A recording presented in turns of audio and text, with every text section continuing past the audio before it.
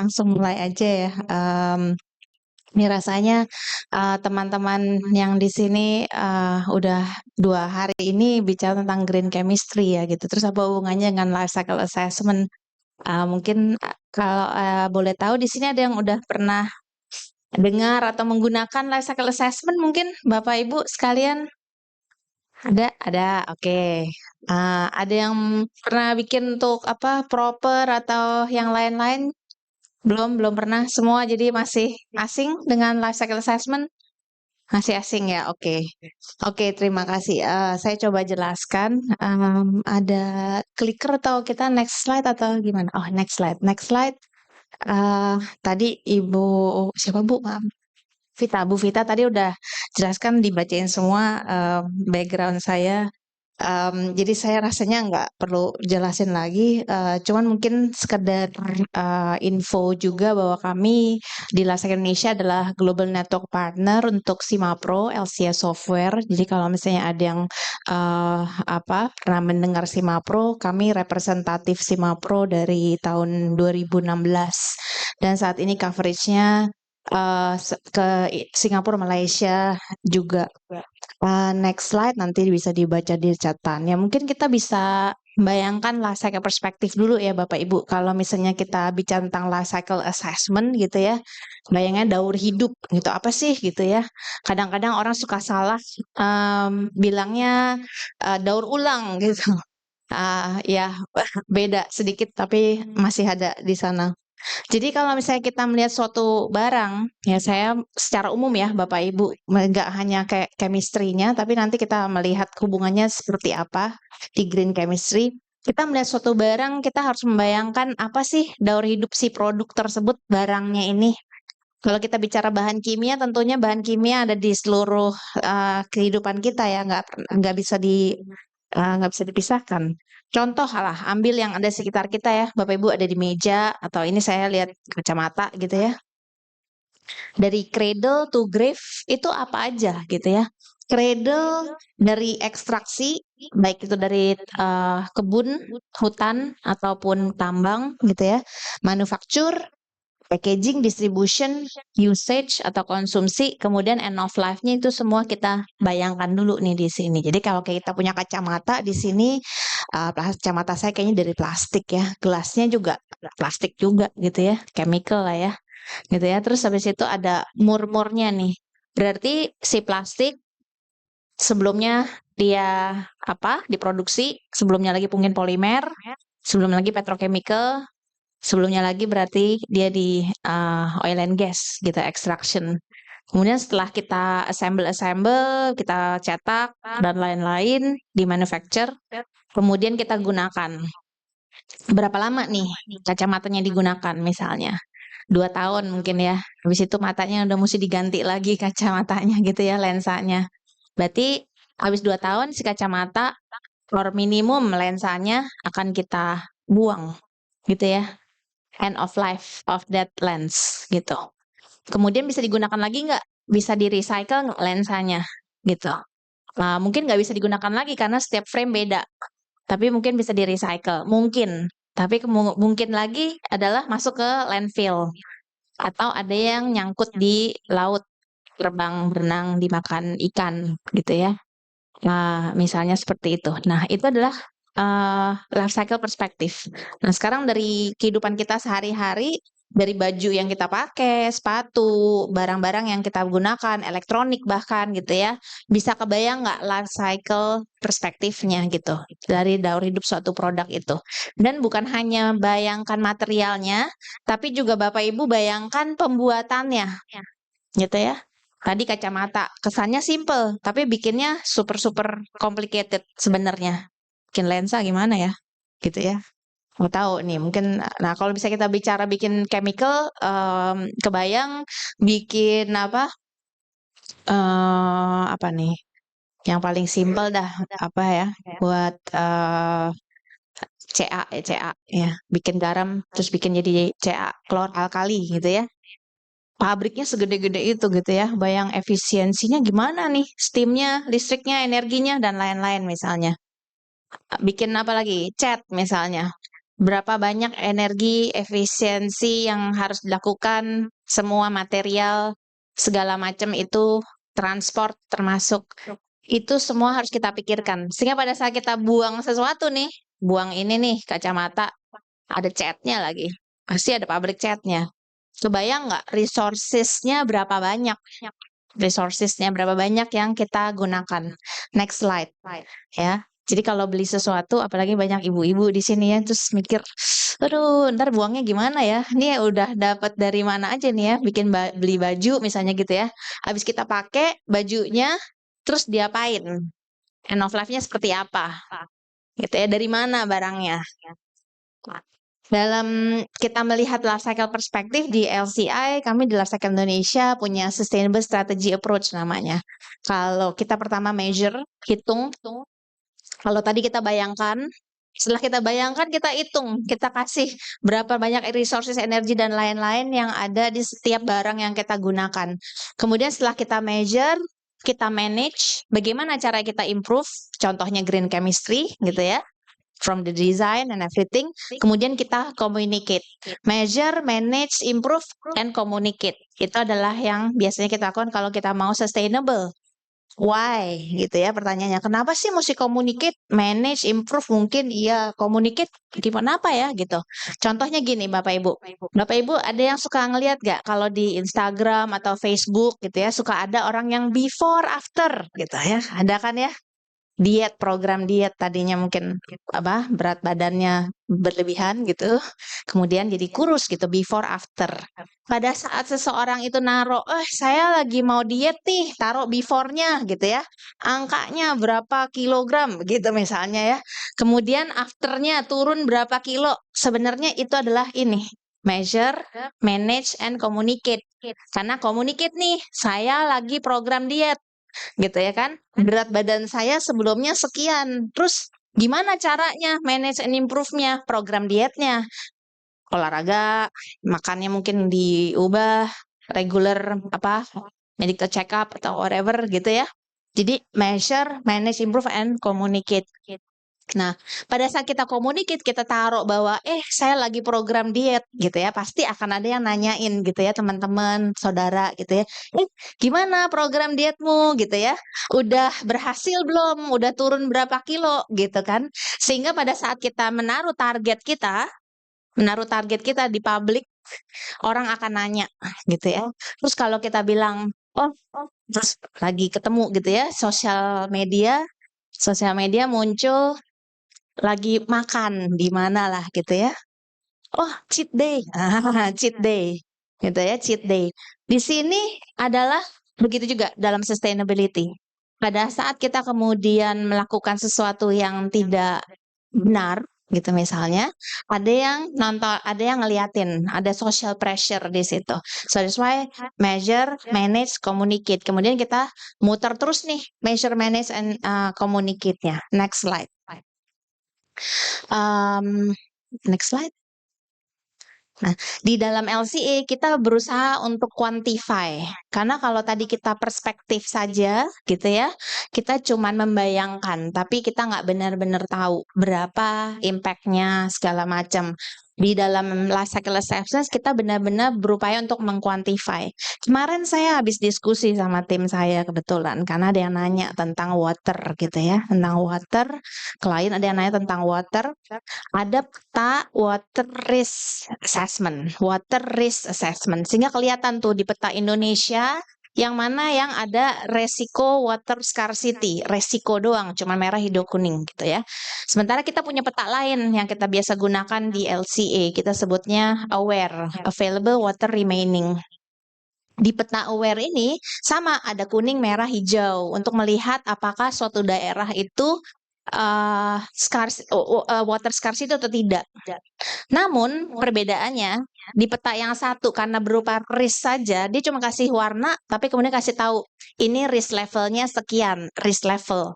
Tapi tidak menunjukkan berapa actual water scarcity-nya. Di yang peta satu lagi itu menunjukkan di daerah yang kekeringan, gitu ya, di daerah yang water scarcity-nya tinggi, misalnya dia taruh faktor 40 gitu ya, Apa artinya 40 tersebut? Artinya 1 meter kubik air yang kita ambil di daerah yang water scarcity-nya tinggi tadi, itu value-nya equal dengan 40 meter kubik. 1 banding 40 meter kubik. Saking berharganya air itu gitu ya. Kalau mungkin Bapak Ibu pernah lihat berita-berita di India ada, di Afrika ada gitu ya, satu orang cuma dapat 1 ember kalau nggak salah 10 liter sehari.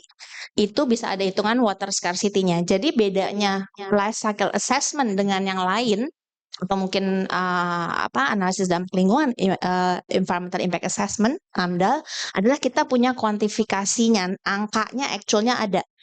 Dan di dalam ISO 14044 itu kita mendefinisikan LC sebagai compilation dan evaluation of input, masukan, output, keluaran, dan potential environmental impact dari sistem produk di seluruh daur hidupnya. Kita lihat keseluruhannya seperti apa. Kita ada 4 tahapan, goal and scope, inventory, impact assessment, dan interpretation. 4 tahap itu.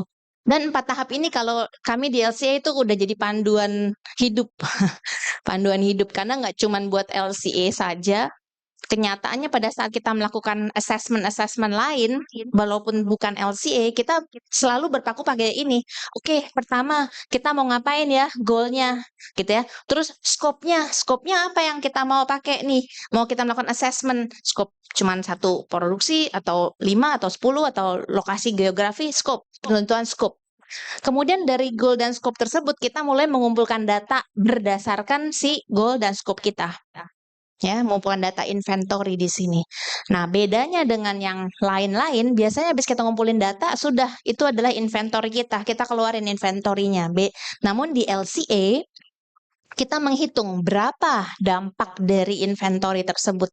Karena setiap unsur gitu ya punya dampaknya masing-masing. Nanti kita akan bahas bagaimana kita evaluate impact-nya itu.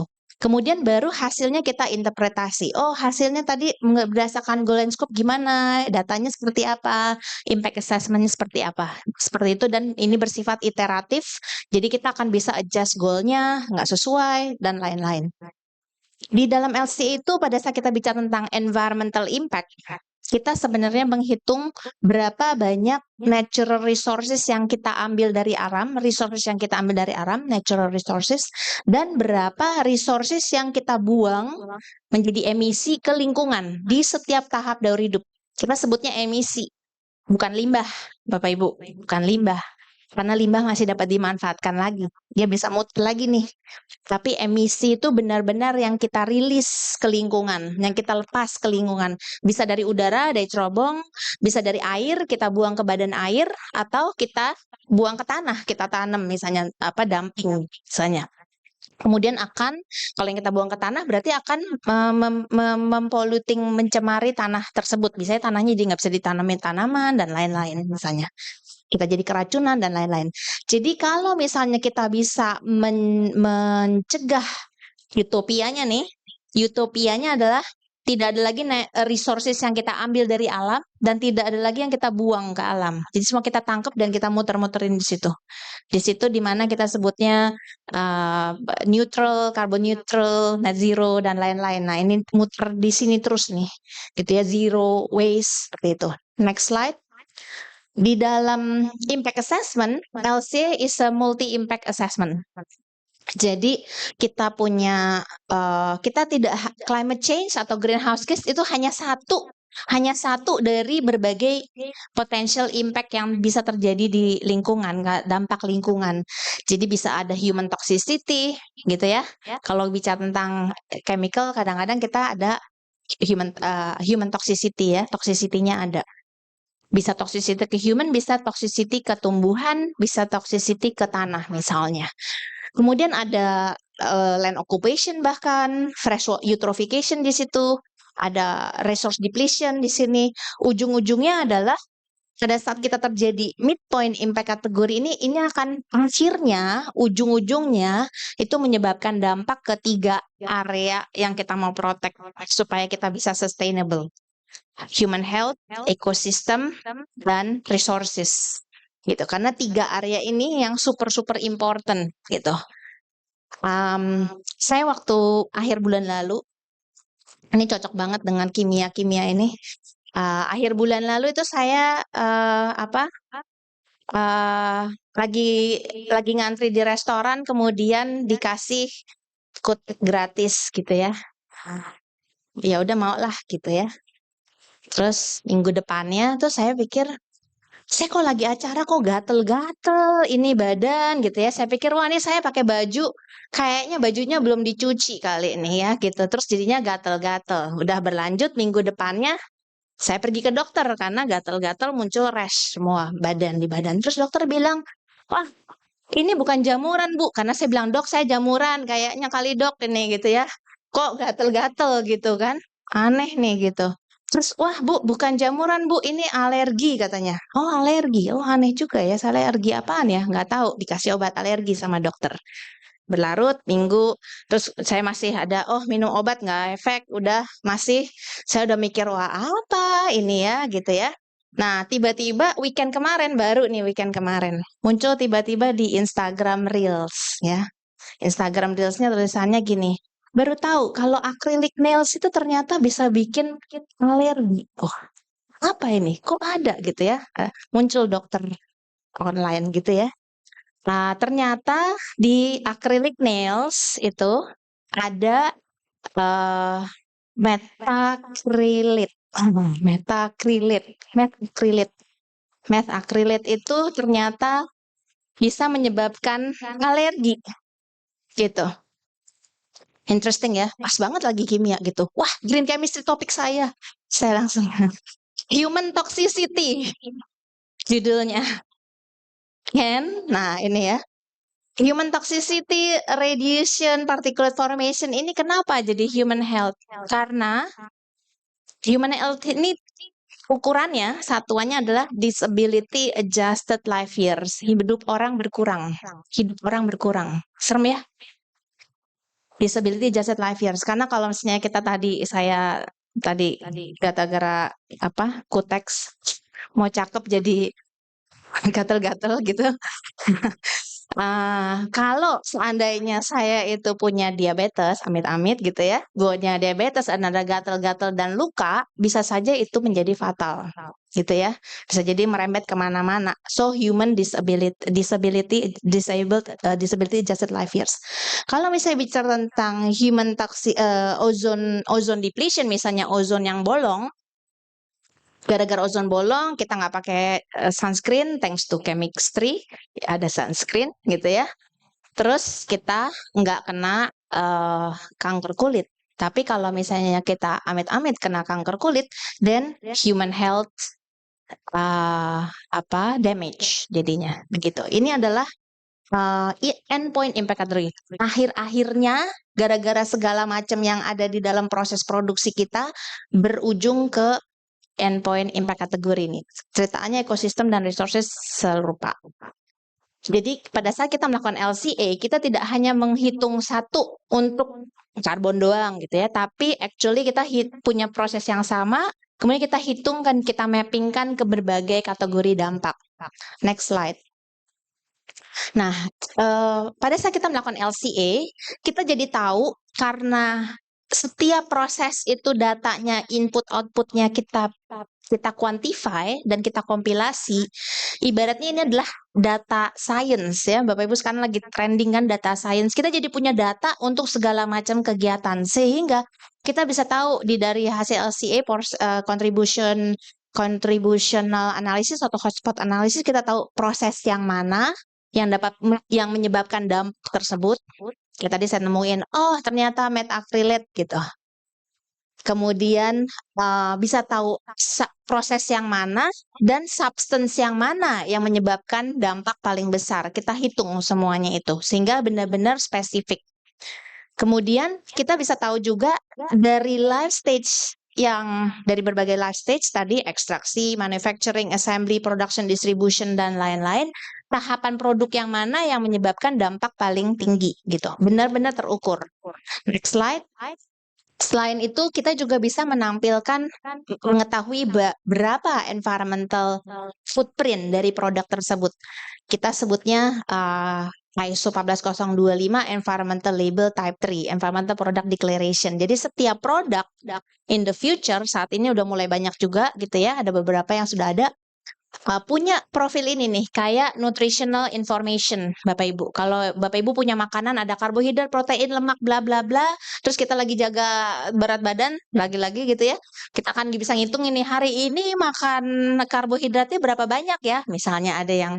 Nah, di sini kita bisa menghitung berapa CO2 ekuivalen yang terkandung dari produk tersebut. Misalnya di sini paper, 1 ton paper, total karbonnya berapa tuh? 824. 100 ya 824 kilogram, 8,24 kali 10 pangkat 2. 824 kilogram CO2 per ton paper. Berarti 1 ton banding 0,8 gitu ya. Tinggal kita hitung nih, misalnya di kantor kita pakai berapa rim kertas sehingga kita dapetin berapa CO2 yang kita konsum. Seperti itu Bapak Ibu. Ini contoh. Tapi ada profilnya segala macam dari berbagai kategori. Saya waktunya berapa malam? Oke, kira-kira.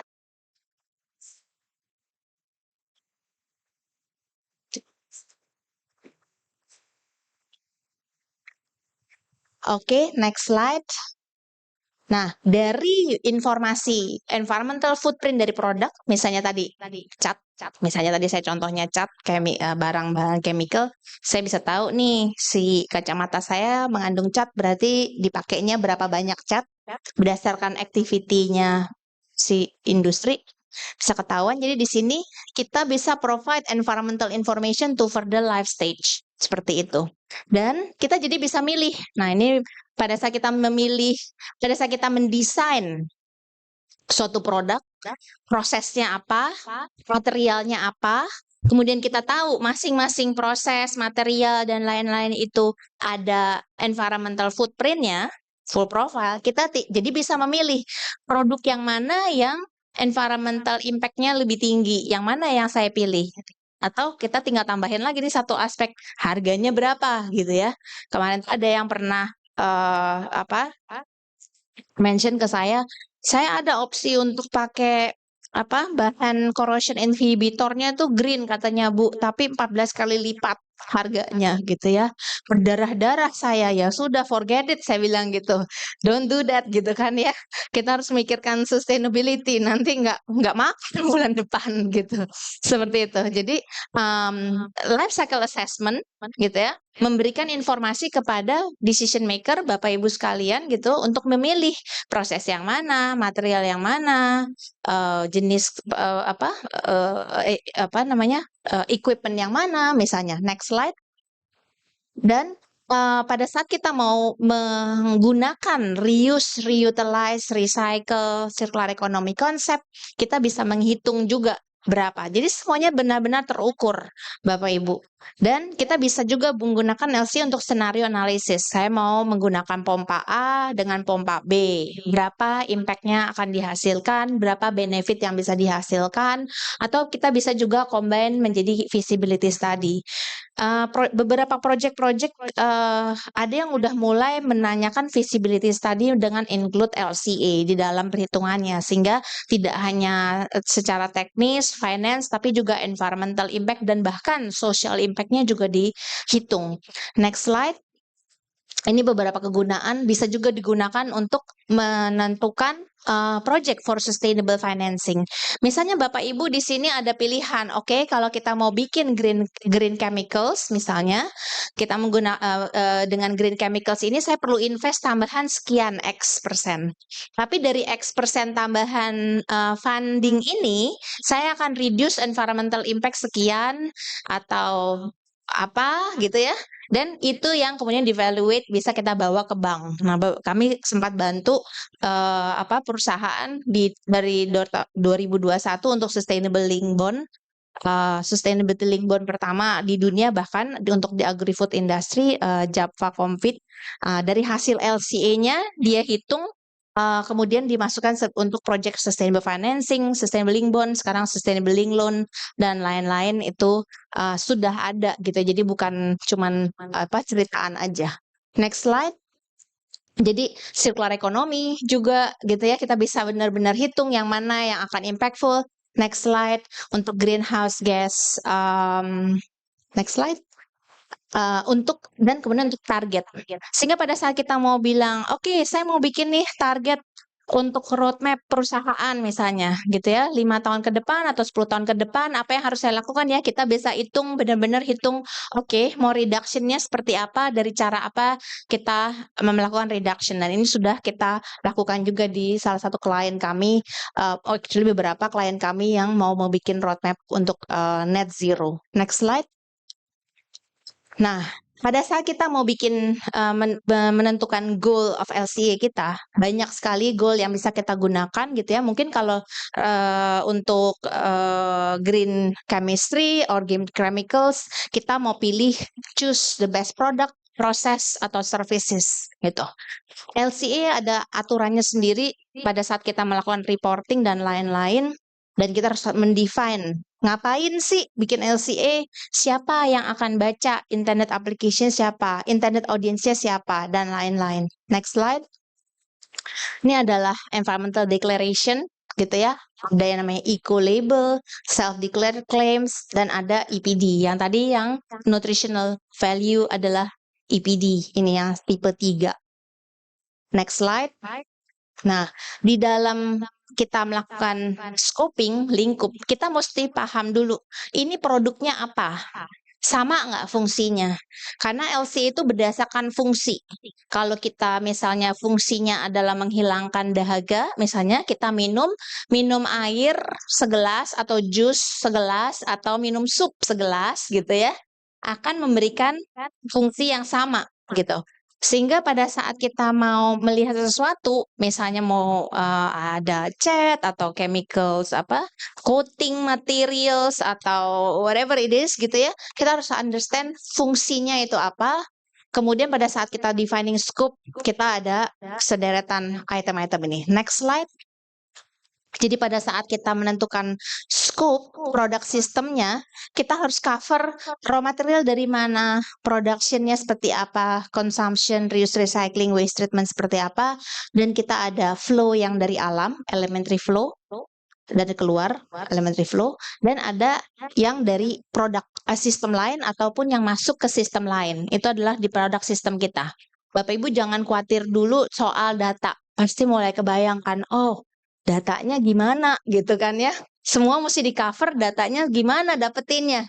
Jangan pikirin itu dulu. Next slide. Nah, ini adalah fungsi. Pada saat kita melihat suatu fungsi, ini mesti kita define di dalam LCA itu, di dalam scope of LCA. Apakah di sini contohnya adalah lighting gitu ya. Kita mau punya lighting di sini, lightingnya untuk 10 meter persegi, sekian lux, sekian hours, spektrumnya sekian gitu ya. Ini bisa di-provide ya, functional dan reference flow. Reference flow-nya adalah kita perlu 15 bulb. Seperti itu. Tapi bisa aja kita ganti, oh nggak mau 15 bulb, saya mau pakai jendela di sini gede, habis itu lampunya cuma 5 aja misalnya. Itu adalah reference flow yang kita perlukan. Next slide. Kemudian kita punya sistem boundary, ini mohon maaf kecil, tapi kalau misalnya di slide yang di-share mungkin lebih besar. Di sini basically kita cover dari raw material, assembly, usage, end of life, itu semua ke cover di dalam sistem boundary-nya, dan kita punya cut off rules, alias apa? Kalau misalnya kita mau cover cradle to gate misalnya, dari absen sampai ke gate kita, 99% material yang ada di dalamnya itu harus kita include. Kenapa sih mesti di-include semua gitu ya? Karena pernah kejadian nih saya nih, pernah kejadian mahasiswa saya waktu itu bikin LC untuk tambang. Kemudian dia datang, so hasilnya kok bagus amat ya ini angkanya gitu saya bilang. Terus habis itu dia bilang, saya punya data energi dan transportasi aja Bu, kegiatan di tambangnya. Terus saya bilang, loh air asam tambangnya gimana gitu ya, air asam tambangnya. Oh nggak punya data, jadi udah diomit, nggak ada. Oh oke. Nah ini adalah kenapa dibilang 99% mesti di cover. Karena bisa saja ada yang hilang. Ya, kalau kita tidak cover, sehingga itu mesti masuk ke dalam. Terus kalau misalnya nggak punya data, bagaimana? Berarti kita pakai data generik atau data proxy dari tempat lain yang kemudian kita gunakan untuk menghitung sehingga dia nggak nol, karena nol itu nol. Kalau nggak ada itu kita mesti cari seandainya dia ada seperti itu. Nah, itu adalah masuk ke dalam cut off rules sehingga kita bisa komprehensif. Next slide ya, di allocation. Allocation related tuh kalau kita di production kimia biasanya uh, kita nggak hanya produksi satu produk ya. Pasti ada produknya gitu ya. Sementara fasilitas, energi, dan material yang digunakan itu di-share. Kadang-kadang kita bingung, lah baginya gimana nih? Kita punya produk. Nah, kita mesti state di dalam LC itu, apakah kita bagi berdasarkan volume misalnya, mass, dari produk yang kita gunakan, atau kita berdasarkan energi atau yang lain-lain. Kemarin yang menarik itu yang kami temukan adalah di industri gula. Di industri gula itu ada produksinya dari tebu itu menghasilkan gula dan menghasilkan molasses gitu ya. Nah, allocation-nya ternyata adalah menggunakan persentase apa apa namanya? Kandungan gulanya, the actual kandungan gulanya. Jadi saya lupa ya sukrosa atau glukosa atau apa saya lupa, mohon maaf kosa-kosanya apa gitu.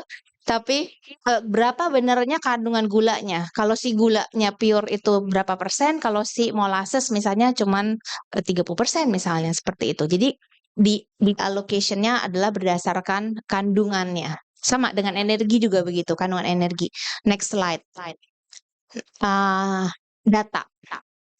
Oke, di LCA itu yang paling penting adalah kalau misalnya dia di dalam scope perusahaan sendiri, within the control of the company, dia perlu data spesifik alias data primer. Tapi kalau misalnya dia itu dari background, ya dari luar dari kendali perusahaan, kita bisa menggunakan, kita sebutnya background data, kita bisa menggunakan data generik, data sekunder, ataupun yang data proxy seperti itu Bapak Ibu. Sehingga apakah dia sudah mencakup semua? Sudah. Tapi perlu data spesifik nggak? Yang data spesifik hanya yang di dalam kendali perusahaan. Alias Bapak Ibu semua tahu datanya gitu. Tapi kalau misalnya di luar kendali perusahaannya, ya nggak apa-apa, pakai aja data proxy. Yang penting nggak nol. Kalau memang dia bukan nol. Seperti itu Bapak Ibu. Nah, dan di dalam LC itu banyak sekali asumsi dan limitation. Sehingga kalau Bapak Ibu sempat ketemu dokumen LCA gitu ya, mereview dokumen LCA, terus kemudian di bagian asumsi dan limitasi itu dikit banget kata-katanya, nggak mungkin. Karena banyak sekali asumsi sebenarnya yang digunakan gitu dalam LCA. Nah, kemudian next slide. Di dalam scope kita mendefine kategori dampak apa yang mau kita assess. Ini adalah yang umum digunakan tadi untuk environmental footprint, tapi rasanya kalau bahan kimia itu seringkali ada toxicity yang masuk, human toxicity, water toxicity, dan juga terrestrial toxicity itu biasanya masuk. Bacanya gimana sih nih bulat-bulat ini gitu ya? Di dalam kategori kita harus menjabarkan kategori dampaknya apa, global warming, acidification, WDP, water deprivation, ODP, ozone depletion, itu adalah dampak lingkungan, kategori dampak lingkungan. Indikatornya apa? CO2 ekuivalen. Jadi kalau Bapak Ibu suka baca kayak, carbon footprint, CO2 ekuivalen. Nah, CO2 ekuivalen itu adalah indikatornya, unitnya yang kita mau hitung. Ya, yang dihitung itu. Jadi kalau misalnya kayak water di sini meter kubik ekuivalen. Nah, yang atasnya IPCC misalnya contoh yang paling sering kita dengar. Itu apa sih? Itu adalah metode. Jadi ada kategori dampak, ada indikator untuk kategori tersebut, dan ada metodenya. Metodenya banyak sekali. Saya rasa teman-teman di universitas juga banyak yang mengeluarkan metode, misalnya pendekatan-pendekatan. Tapi ada beberapa yang memang sudah diterima globally, harmonized system. Seperti itu. Ini cara bacanya. Next slide. LCA biasanya untuk public public communication, kita edarkan, kita taruh di publik, saya angkanya sekian gitu ya, itu harus diverifikasi. Karena kalau nggak kita jadi greenwashing. Seperti itu Bapak Ibu. Jadi ada third party verification atau review yang harus dilakukan kalau kita mau mempublikasikan informasi angka tersebut. Apalagi kalau kemudian kita taruh di misalnya di carbon market misalnya ya, di market-market yang umumnya ada value money-nya apalagi. Next slide. Beberapa reporting format. Yang kiri itu adalah untuk penyusunan laporan proper kalau menggunakan kalau melakukan LCA untuk yang hijau dan emas. Sebenarnya panduan tersebut juga bisa digunakan untuk any laporan LCA yang bisa digunakan gitu ya, yang mau dilakukan itu bisa karena berdasarkan ISO 14044. Dan juga ada laporan-laporan EPD yang Bapak Ibu bisa cek di epdsoutheastasia.com websitenya atau environdec.com, ada berbagai macam laporan-laporan brosur EPD seperti yang tadi saya kasih lihat klipnya. Next slide. Nah, di dalam kita melakukan saat ini banyak sekali muncul istilah-istilah gitu ya. Bikin CBAM, mungkin Carbon Border Adjustment Mechanism, ada yang pernah dengar mungkin, atau buat karbon, ngitung karbon gitu ya. Dasar itu semua adalah LCA, Bapak Ibu, Product Environmental Footprint kalau di EU. Dasarnya adalah LCA gitu ya. Cuman bedanya apa? Di dalam metode-metode ini gitu ya, sudah ada dataset yang diusulkan gitu ya untuk digunakan, dan juga ada metode perhitungan rumus-rumus yang udah ditetapkan sama mereka, jadi kita udah nggak usah mikir-mikir lagi seperti itu. Jadi udah di set supaya orang, setiap perusahaan itu menghitung dengan cara yang sama seperti itu.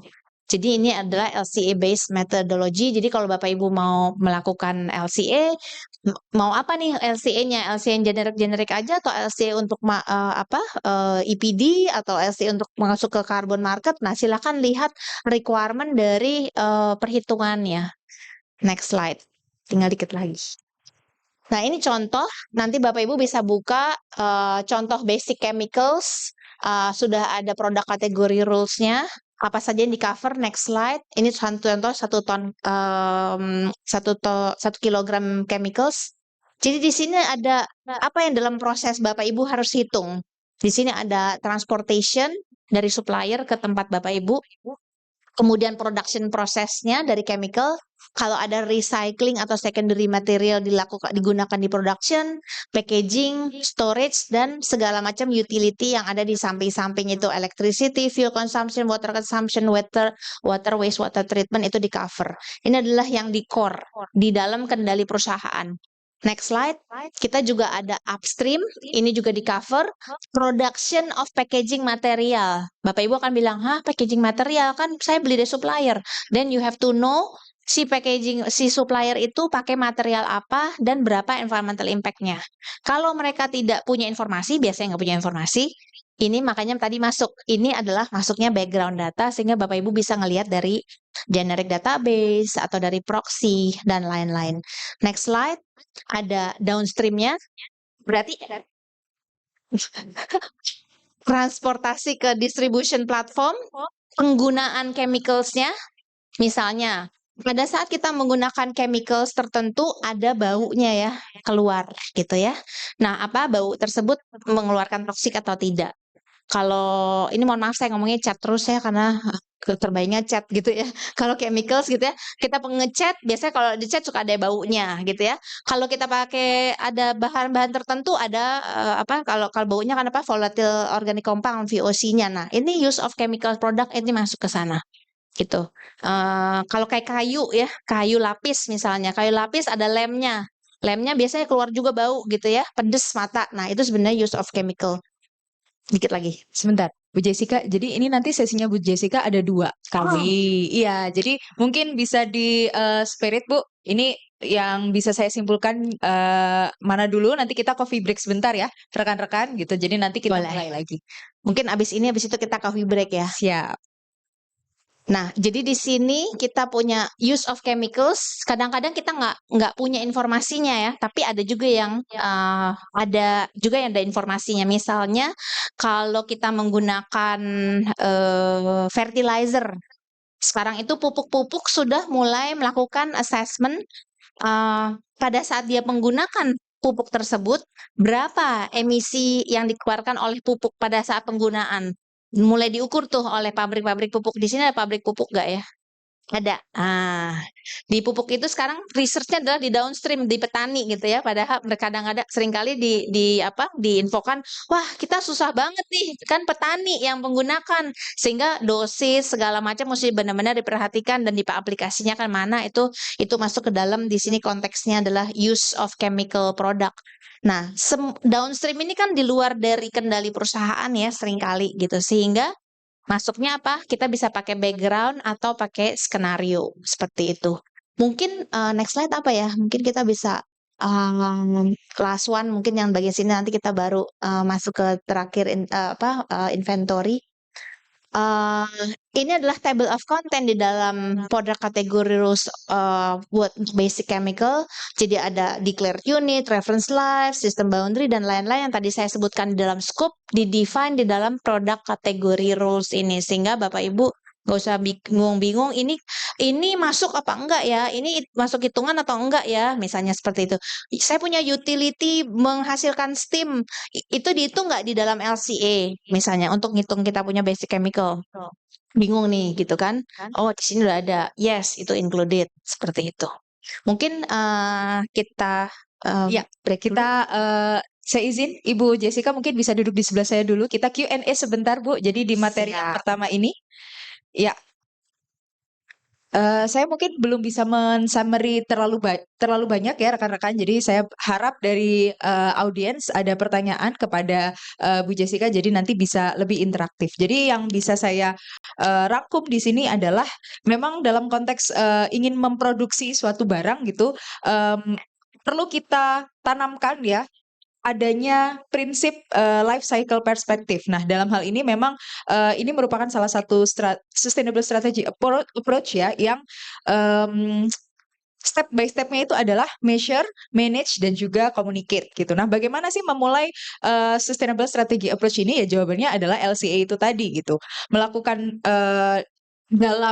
Melakukan atau memahami prinsip life cycle perspektif, pertama-tama kita bisa melakukan kuantifikasi impact dari life cycle yang akan diimplementasikan. Seperti misalnya berapa sih resource yang akan diambil dan dari resource yang akan kita kelola itu berapa yang akan jadi waste. Kemudian kuantifikasi impact ini seharusnya asesmennya itu bersifat multi assessment ya, ada 19 aspek tadi yang kemudian masuk dalam ruang lingkup human health, ecosystem, dan juga resources. Dan kemudian asesmen ini pada akhirnya dapat membantu kita juga untuk mengidentifikasi dari proses mana sih yang pada akhirnya itu memiliki dampak yang paling signifikan untuk lingkungan dan produk mana yang pada akhirnya memiliki hasil environmental performance indicators yang aman atau tidak aman gitu ya. Jadi prinsip pelaksanaan LCA ini pada akhirnya membantu kita untuk tahu nih tujuan kita itu apa, harus digimanain, dan nanti dampaknya ke masyarakat itu seperti apa. Kurang lebih seperti itu. Wow. Iya. Terima kasih, Bu. Oke, saya buka sesi Q&A dua dulu ya terkait dengan LCA. Ya, silakan satu, dua. Ya, dua dulu.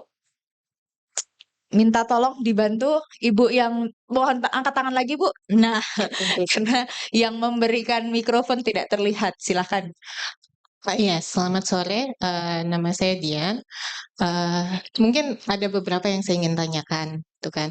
Tadi diinformasikan bahwa LCA ini spesifik untuk ya tergantung implementasinya, maka cara perhitungannya bisa beda-beda atau metodenya bisa agak sedikit berbeda, ya kan?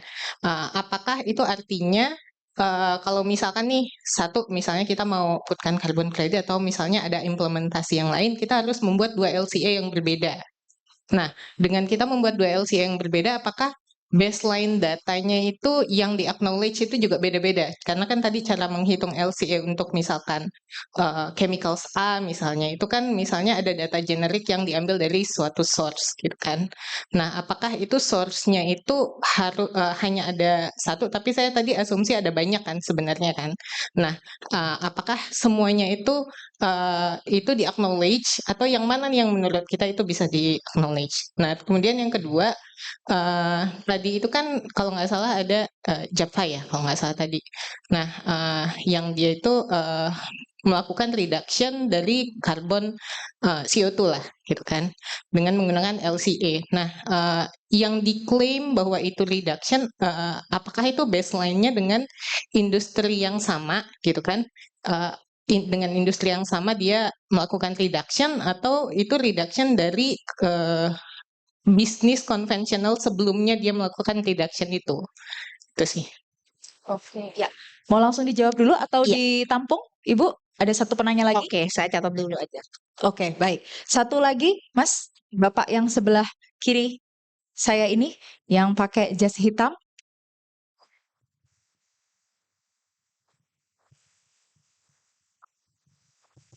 Selamat sore, terima kasih Bu Jessica atas paparannya. Saya Rozikin dari Pupuk Indonesia. Basic saya chemical, Bu. Cuman assignment-nya ini ada di sustainability di Pupuk Indonesia. Semakin baca, semakin jauh dari chemical ini. Jadi mohon izin untuk bertanya. Yang pertama, LCA ini kan sudah established ya, udah ada ISO dan endingnya jelas bahwa untuk compliant terhadap proper gitu ya di KLHK. Yang kami tanyakan yang pertama adalah ada nggak industri benchmarking LCA itu sendiri, industri pupuk kemudian plastik misalkan itu apakah sudah ada sehingga kompetisi terhadap LCA itu makin tahun itu makin meningkat gitu. Itu pertanyaan yang pertama. Benchmarking terhadap produk sejenis. Yang kedua terkait dengan sustainability dan ESG sendiri, posisi LCA itu nanti akan ada di mana gitu karena beberapa parameter tadi seperti carbon footprint dan lain-lain itu sepertinya redundant gitu ya cara penilaiannya gitu. Nah itu eh, apakah ada positioning yang jelas gitu untuk LCA itu sendiri di dalam perhitungan ESG dan lebih luasnya ke sustainability. Terima kasih. Ya, terima kasih banyak, Ibu. Mungkin dijawab pertanyaannya Bu Dian dulu ya. Tadi pertanyaannya Bu Dian itu adalah kalau misalnya LCA itu diterapkan secara berbeda-beda, baseline datanya gimana? Berbeda juga atau kalau misalnya berbeda-beda itu semua data di-acknowledge juga atau harus selektif? Gitu. Ya. Mungkin itu dulu Bu. Yang pertama dulu. Makasih. Nah, sebenarnya begini, pada saat kita melakukan LCA kita harus komprehensif, itu satu dulu gitu ya. Komprehensif dari ujung ke ujung. Nah, pada saat kita bilang, oh metodenya bisa berbeda-beda, sebenarnya misalnya tadi ya carbon market ataupun EPD, sebenarnya dia serupa saya sebutnya. Hanya saja kadang-kadang ada misalnya contoh ya, menghitung saya bergesernya ke pupuk nih ya, menghitung emisi pupuk pada saat aplikasi. Itu sudah ada rumusannya sendiri, sudah ada rumusnya. Bahwa rumusnya ditetapkan cara ngitungnya seperti ini. Kalau kita ada berapa N, berapa P dan berapa O misalnya atau K, berarti rumusnya emisinya pasti sekian. Nah, itu seperti itu. Jadi sudah ada rumusan yang spesifik yang membantu para praktisi jadi nggak usah bingung-bingung atau bahkan ngukur. Karena kalau nggak nanti bisa berbeda seperti itu. Nah, itu yang kita maksud sebagai metodologinya sebenarnya, Bu. Jadi bukan untuk kemudian, saya punya metode A, yang lain metode B, metode C. Enggak. Yang semua ini sebenarnya kesepakatan yang secara harmonis sudah disepakati begitu. Tapi kadang-kadang nih, kemarin tuh kami sempat diskusi juga dengan industri paper.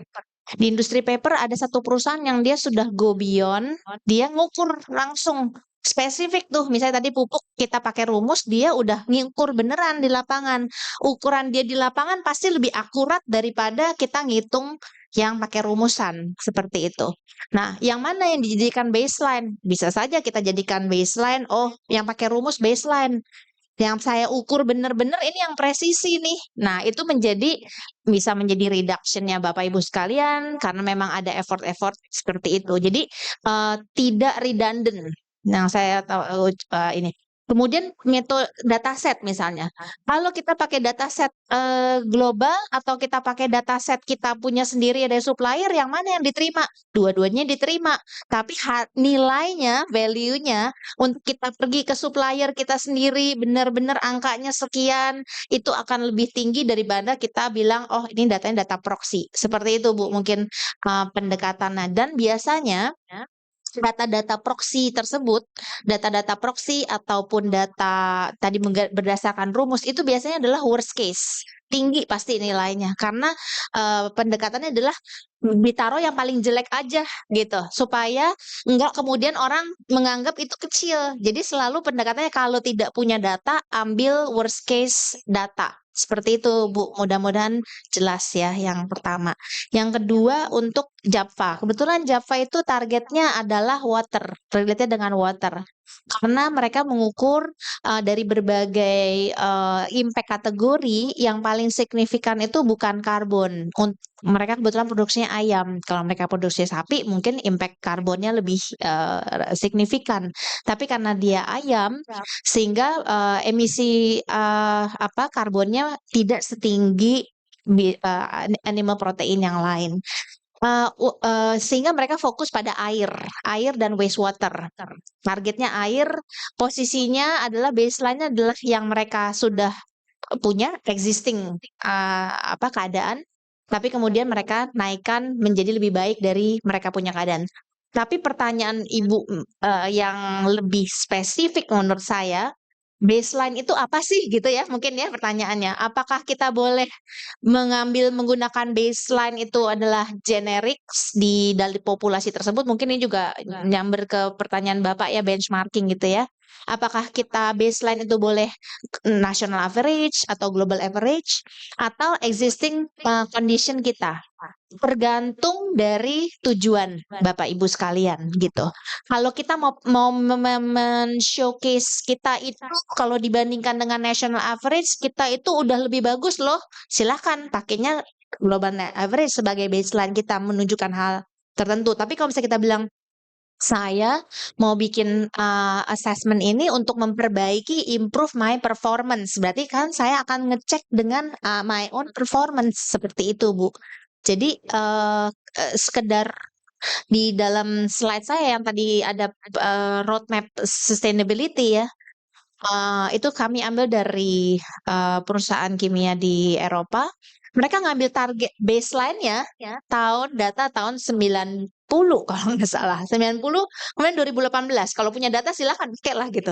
Berarti apa? Berarti dari tahun dia 2018 misalnya dia udah turun banyak banget nih sampai sekarang gitu kan. Wah, saya udah reduce 30% atau 50%. Seperti itu karena ngambil datanya dan mundur. Kalau misalnya kita bandingkan yang kita baru ngumpulin data tahun 2024 misalnya, terus kita udah melakukan perbaikan banyak nih gitu ya. Tapi belum keukur yang kemarin-kemarin. Kita mau ambil baseline mana ya? Nah, ini adalah pilihan.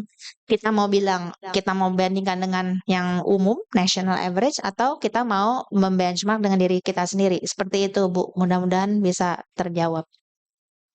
Untuk Bapak, pertanyaannya. Yang tadi benchmarking apakah sudah terjawab atau mau ada tambahan lagi Bu Jessica? Enggak, itu udah ya. Ya. Kemudian untuk Bapak, tadi ada 2 pertanyaannya terkait dengan apakah industri untuk benchmarking sama posisi LCA dalam sustainable principle itu kan redundan nggak sih dengan prinsip yang lain sebenarnya? Oke. Jadi sebenarnya Pak, pada saat orang itu menghitung carbon footprint saja, metodenya sama Pak, karena carbon footprint itu 1460 series kalau di standar ISO-nya 64 atau 67 gitu ya tergantung scope-nya. Dasarnya adalah 1440 dan 44, dasarnya LCA. Tadi makanya di dalam slide saya yang ada multiple impact assessment, karbon adalah satu dari berbagai macam kategori dampak. Jadi pada saat kita melakukan LCA, kita langsung motret, langsung ibaratnya medical check up Pak. Kalau kita medical check up, kita darahnya kita masukin satu gitu, kemudian keluarkan segala macam statusnya gitu kan, tinggal yang merah-merah yang mana, terus kita mau fokus mana nih, kita mau fokus di kolesterol ibaratnya, di sini in this case carbon footprint, sudah kita fokus di situ, tapi sebenarnya semuanya terpotret dan data-data yang digunakan adalah data-data yang sama. Kalau dalam hubungannya dengan sustainability, LCA menjadi tools untuk kita nge-track di mana posisi kita gitu. Kalau misalnya di industri-industri pupuk ya Pak, biasanya di-track inovasinya apa sih gitu kan? Tanya inovasi gitu ya Pak kalau berkaitan dengan proper. Inovasi dari mana? Inovasi kita dapatkan dari hotspot.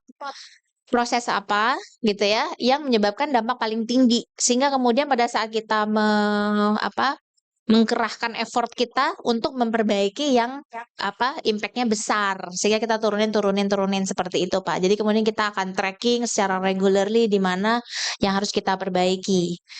Di dalam global sebenarnya pupuk itu saya 2 tahun lalu kayaknya tuh bikin RCP untuk pupuk ya Pak ya. Sebenarnya di internasional itu apa ya namanya? IFFI ya atau apa ya? Fertilizer Federation kalau nggak salah ya. Nah, IFA. Di IFA itu udah jelas tuh ininya directionnya tuh. Precision nutrition ya kalau nggak salah disebutnya ya. Precision nutrition. Sehingga kita benar-benar tahu dosis apa, seberapa banyak yang kita mesti gunakan, posisinya untuk tanaman apa gitu. Nah, itu yang bisa digunakan. Kalau misalnya Bapak mau benchmarking itu angkanya berapa aja, sebenarnya kalau di IPD Pak, di IPD International Environdec.com itu yang saya sebutkan ada beberapa produk pupuk yang sudah ada, mungkin urea dan urea kita bisa bandingkan atau ada kalau yang di IPD Southeast Asia kebetulan pupuk-pupuk di di subsidiarnya pupuk Indonesia ada pupuk Kujang, pupuk Kaltim, pupuk satu lagi apa ya? Pusri, ya, yang sudah ada IPD-nya. Tapi mungkin produknya ada sedikit berbeda tuh. Ada yang kalau Kaltim daun buah, kalau yang lain ada urea pril, ada apa lagi jenisnya sedikit berbeda ya. Jadi mungkin angkanya bergerak sekitar situ, tapi agak ada perbedaan sedikit. Itu bisa digunakan untuk benchmarking, Pak. Gitu sih. Mudah-mudahan terjawab.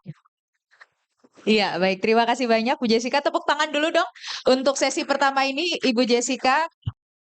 Oke, tadi kita bicara tentang goal and scope, Bapak Ibu sekalian ya. Makanya kenapa muncul produk kategori rules karena di situ aturan-aturan kita harus sistem boundary yang mana yang kita cover, kemudian data kualitinya seperti apa gitu ya. Jadi kalau misalnya di produk kategori rules, misalnya untuk environmental product declaration biasanya data spesifik itu 5 tahun terakhir.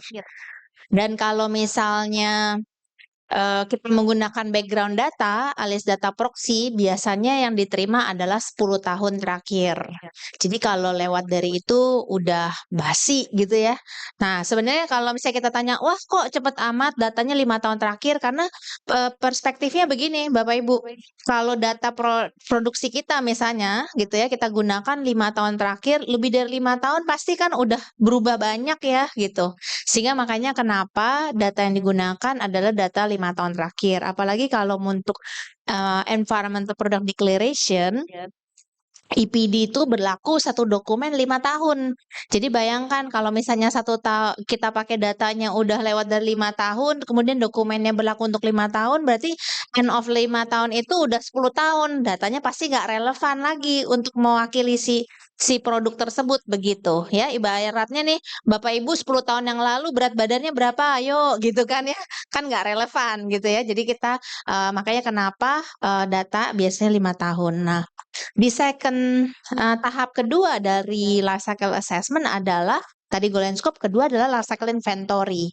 Di dalam life cycle inventory itu kita bagian sebenarnya ini adalah heart and soul-nya LCA gitu ya, inventory datanya.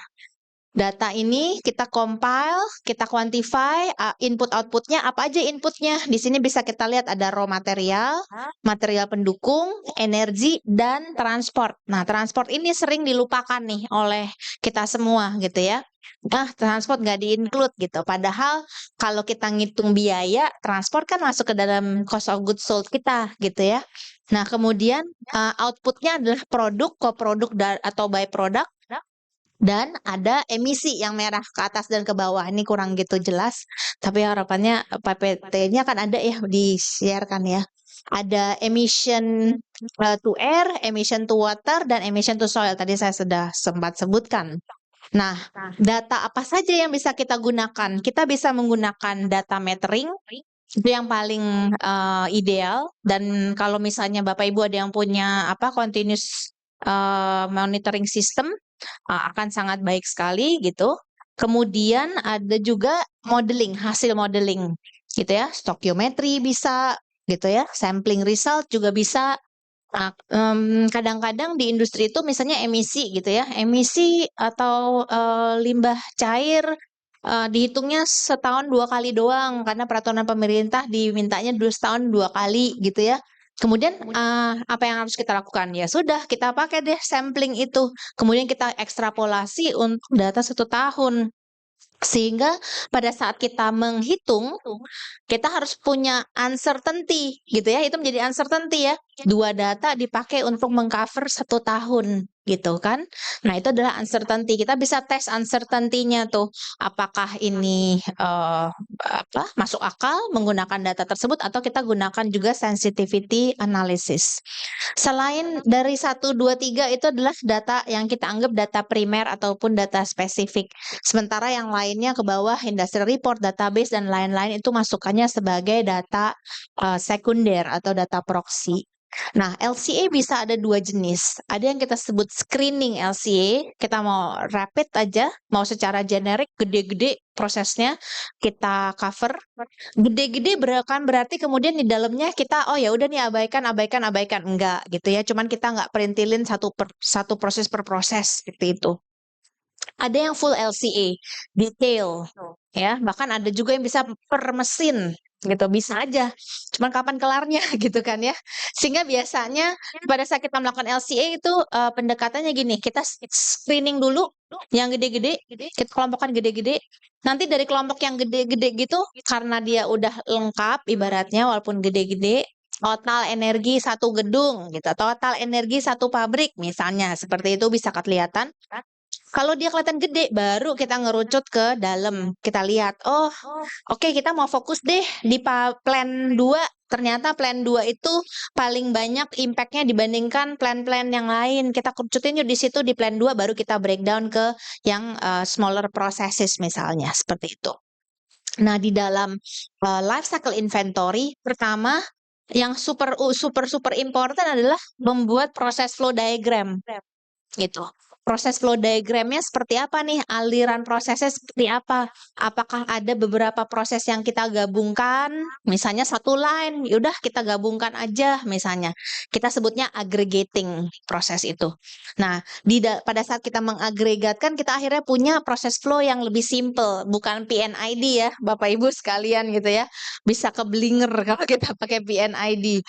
Jadi kita proses flow diagram yang lebih simple. Nah, itu jadi acuan kita untuk menghitung. Jadi misalnya kalau kita mau bikin, ada satu line, terus satu line-nya ini ada beberapa mesin yang sama, terus kita mau kelompokin jadi satu, karena listriknya dihitungnya dari satu grid, silahkan itu digabungkan, misalnya seperti itu. Nah, decision itu kita lakukan di tahapan proses flow diagram, sehingga itu menjadi acuan kita pada saat kita mau melakukan data collection. Gambar itu benar-benar jadi pegangan kita, ibaratnya blueprint kita. Data collection kita bagi-bagi ke tim-tim yang relevan yang pegang data, kemudian kita mulai LCA modeling. Nah, di dalam LCA modeling dan pada saat kita mengumpulkan data, kita pasti kemudian tahu nih, ini data hasil sampling atau hasil pengumpulan data yang reguler, kemudian sudah diaudit atau diverifikasi ataupun yang lainnya, itu semua kita jelaskan di dalam data quality kita. gitu.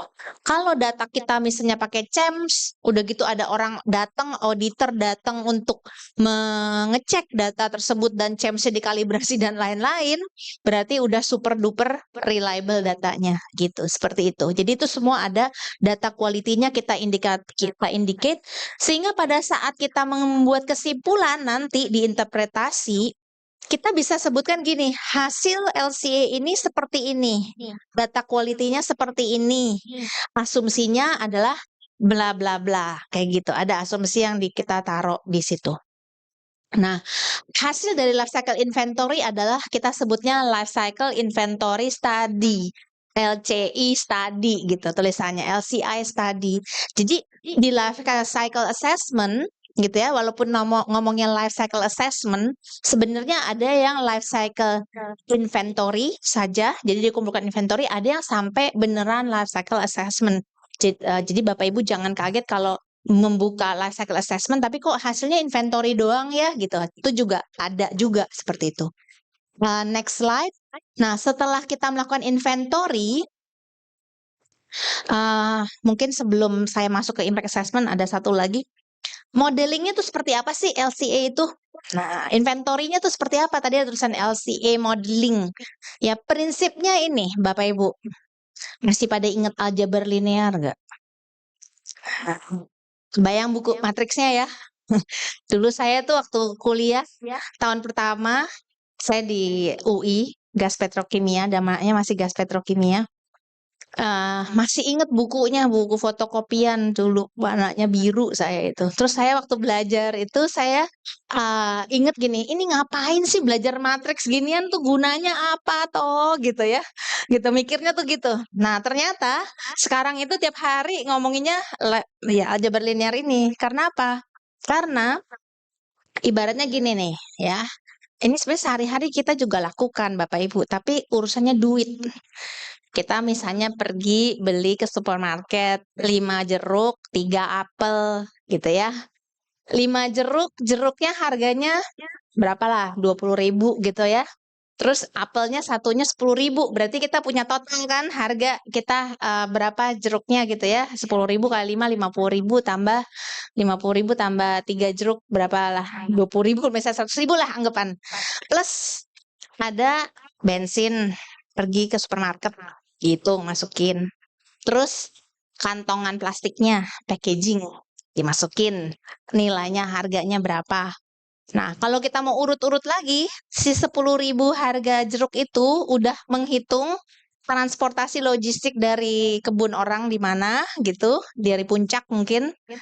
Kemudian dia biaya pupuknya, biaya buruhnya, biaya dan lain-lain sampai dia datang seharga seperti itu.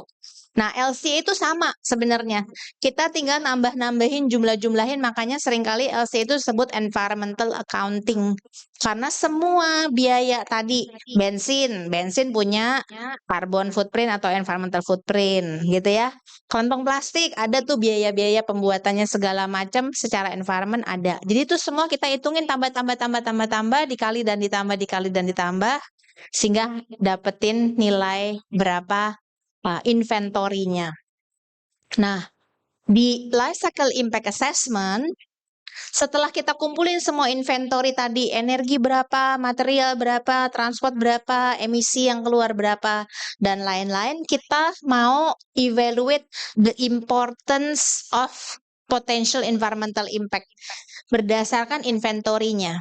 Ya, jadi di sini kita berusaha menghitung evaluate the magnitude and significance of potential impact tadi. Jadi inventory kita konekkan dengan dampak. Gimana sih cara bayanginnya gitu ya?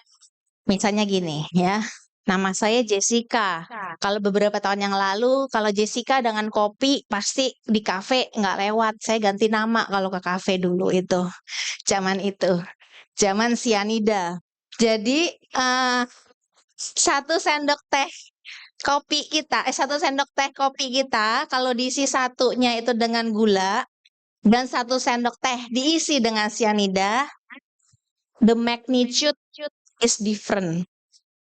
Yang satu fatal, Yang satu kalau diabetes ya sakit diabetes, tapi kalau enggak aman-aman aja si 1 sendok teh gula tersebut. Nah, konsep yang sama ya Bapak Ibu ya. Konsep yang sama, setiap substance punya their own environmental impact, karakteristik kita sebutnya. Sehingga masing-masing substance yang ada ya, yang ada di dalam kita punya tadi udah inventoryin, itu akan correlate dengan berbagai macam impact kategori ini. Jadi misalnya kita punya impact kategori, setiap impact kategori beda substance yang correlate. Kalau kita punya bahan apa tadi metacrylate kita dari kutek itu, dia ternyata menyebabkan human toxicity. Gitu. Berapa persen? Tergantung dari sensitivitas orangnya. Sehingga beberapa magnitude-nya itu menjadi characterization factor. Kalau kita correlate dengan sesuatu yang mungkin Bapak Ibu lebih paham atau sering dengar, CH4 metan. Metan sama dengan 25 atau 27 kali tergantung musim gitu ya. 25 kali CO2 ekuivalen. 25 itu apa? Itu adalah characterization factor. Characterization factor di situ. Nah, jadi setiap di sini dalam tulisannya di sini direct emission, misalnya tadi CH4 dikaliin characterization factornya 25 gitu ya, sama dengan environmental impact-nya dalam satuan CO2 ekuivalen. Untuk yang berbagai macam produk, misalnya kita keluarin acid atau keluarin NOx, dia bisa menyebabkan acidification, bisa menyebabkan eutrophication, dan setiap unsur punya dia menyebabkan dampak apa, tergantung dari modeling yang dilakukan oleh orang-orang yang tadi saya bilang metode untuk characterization atau metode kategori dampak. Nah, itu adalah kalau dia direct emission. Kalau misalnya kita beli produk dari supplier, misalnya kita punya bahan baku, tadi saya bilang, oh saya beli kacamata saya asal deh ya, nggak tahu nih bahan apaan. Anggaplah PP lah paling gampang, polipropilen. Anggap dari polikarbonat kali ya ini ya, polikarbonat kali keras. Anggap dari polikarbonat, oke? Polikarbonat punya emission factor berapa? Yang kita hitung-hitung, orang ada yang hitung-hitung keluarnya EPD tadi gitu ya. Per ton polikarbonat berapa? Kemudian kita punya activity variable nih. Kita pakai 10 gram polikarbonat dalam produk kita misalnya. Tinggal kita kaliin deh. Berapa emission faktornya dikali activity variable kita alias penggunaan yang kita konsumsi. Bapak Ibu punya data konsumsinya semua. Dapetin indirect environmental impact. Sehingga total environmental impact yang kita punya di suatu produk ada dua asalnya. Ada yang direct, yang benar-benar keluar dari emisi kita, dan ada yang indirect yang berasal dari produk-produk atau material yang kita gunakan, termasuk di sana ada transport, ada sumber energi, dan lain-lain. Itu konsepnya di sini. Nah, di konsep yang sama diaplikasikan ke berbagai kategori dampak. Tinggal kita matchingin aja kategori dampaknya apa. Next slide. Nah, ini contohnya ya, contoh mekanismenya. NOx dia menyebabkan acidification, NOx yang sama juga menyebabkan eutrophication. Kadang-kadang orang suka salah kaprah, dikirain ada persentase, oh NOx-nya keluar 100, 50 kali, 50 ke acidification, 50 ke eutrophication. Tidak seperti itu Bapak Ibu, karena kita ngitung potential impact. Kita nggak tahu dia akan belahnya gimana. Jadi kita hitung as a whole. Kita keluar misalnya NOx 2 kilo misalnya, 2 kilo NOx. 2 kilo ini berpotensi menyebabkan acidification. Tinggal kita kali characterization faktornya menyebabkan acidification. Yang tadi 2 kilo NOx itu juga menyebabkan potensi eutrophication. Berapa kali? Nah itu ada characterization faktornya gitu. Characterization factor ini bisa kita download ya. Banyak banget dari kayak model characterization-nya IPCC gitu, tapi tergantung dari berbagai metodenya. Nah, saya tidak berkutat di dalam metodologi untuk menghitung korelasi metode tersebut. Saya user. Jadi wherever yang orang-orang pinter-pinter itu udah pada bikinin model-modelnya, itu kita terima aja karena itu adalah harmonize gitu ya. Orang udah perang-perangan tuh udah bilang ini 25 kilo, ini 27 kilo, ya udah kita terima aja gitu Bapak Ibu. Jadi hidup lebih tenang dikit gitu ya. Jadi nggak usah dipeduliin yang di belakangnya itu. Kita gunakan harmonize method. Nah, hasilnya seperti ini characterization factor. Next slide. Apakah ini contoh ya? Jadi kalau saya mau lihat di Environdeck Resources Indicator itu ada informasi mengenai indikatornya apa aja. Kalau di KLHK proper ada kategori dampak yang dipilih, tapi tidak ada satuannya apa, metodenya apa, dibuka oleh proper, terserah gitu ya. Boleh dikasih keleluasaan. Memang keleluasaan terserah ini jadi orang-orang bisa yang satu pakai metode CML, yang satu pakai metode resepi, yang satu pakai model apa gitu ya. Di Eropa, orang-orang Eropa udah melihat nih kayak gini nih ya kacaunya mereka pada saat mereka cuma sebutin kategori dampaknya tanpa menyebutkan metodenya apa bahkan datanya apa. Sehingga kalau di Eropa itu untuk produk environmental footprintnya mereka agak strict. Jadi data setnya disebutkan, metodenya disebutkan, angkanya juga disebutkan apa gitu. Sehingga perusahaan A dan perusahaan B kalau mengukur kurang lebih sama. Kalau di proper dia masih buka karena waktu tahun 2021 kita juga masih bingung ya kita mau pakai yang mana gitu ya. Mungkin nanti di dalam kayak kemarin diskusi kita di industri kertas bersama dengan Kemenperin dan sektor industri pulp dan kertas itu kita menentukan metode apa, kita ikutin internasional, pendekatan perhitungannya seperti apa, itu kita juga mengikuti, kita cocokkan beberapa pilihan yang sudah ditetapkan. Next slide. Nah, ini adalah konsep. Konsep untuk characterization factor itu dari mana?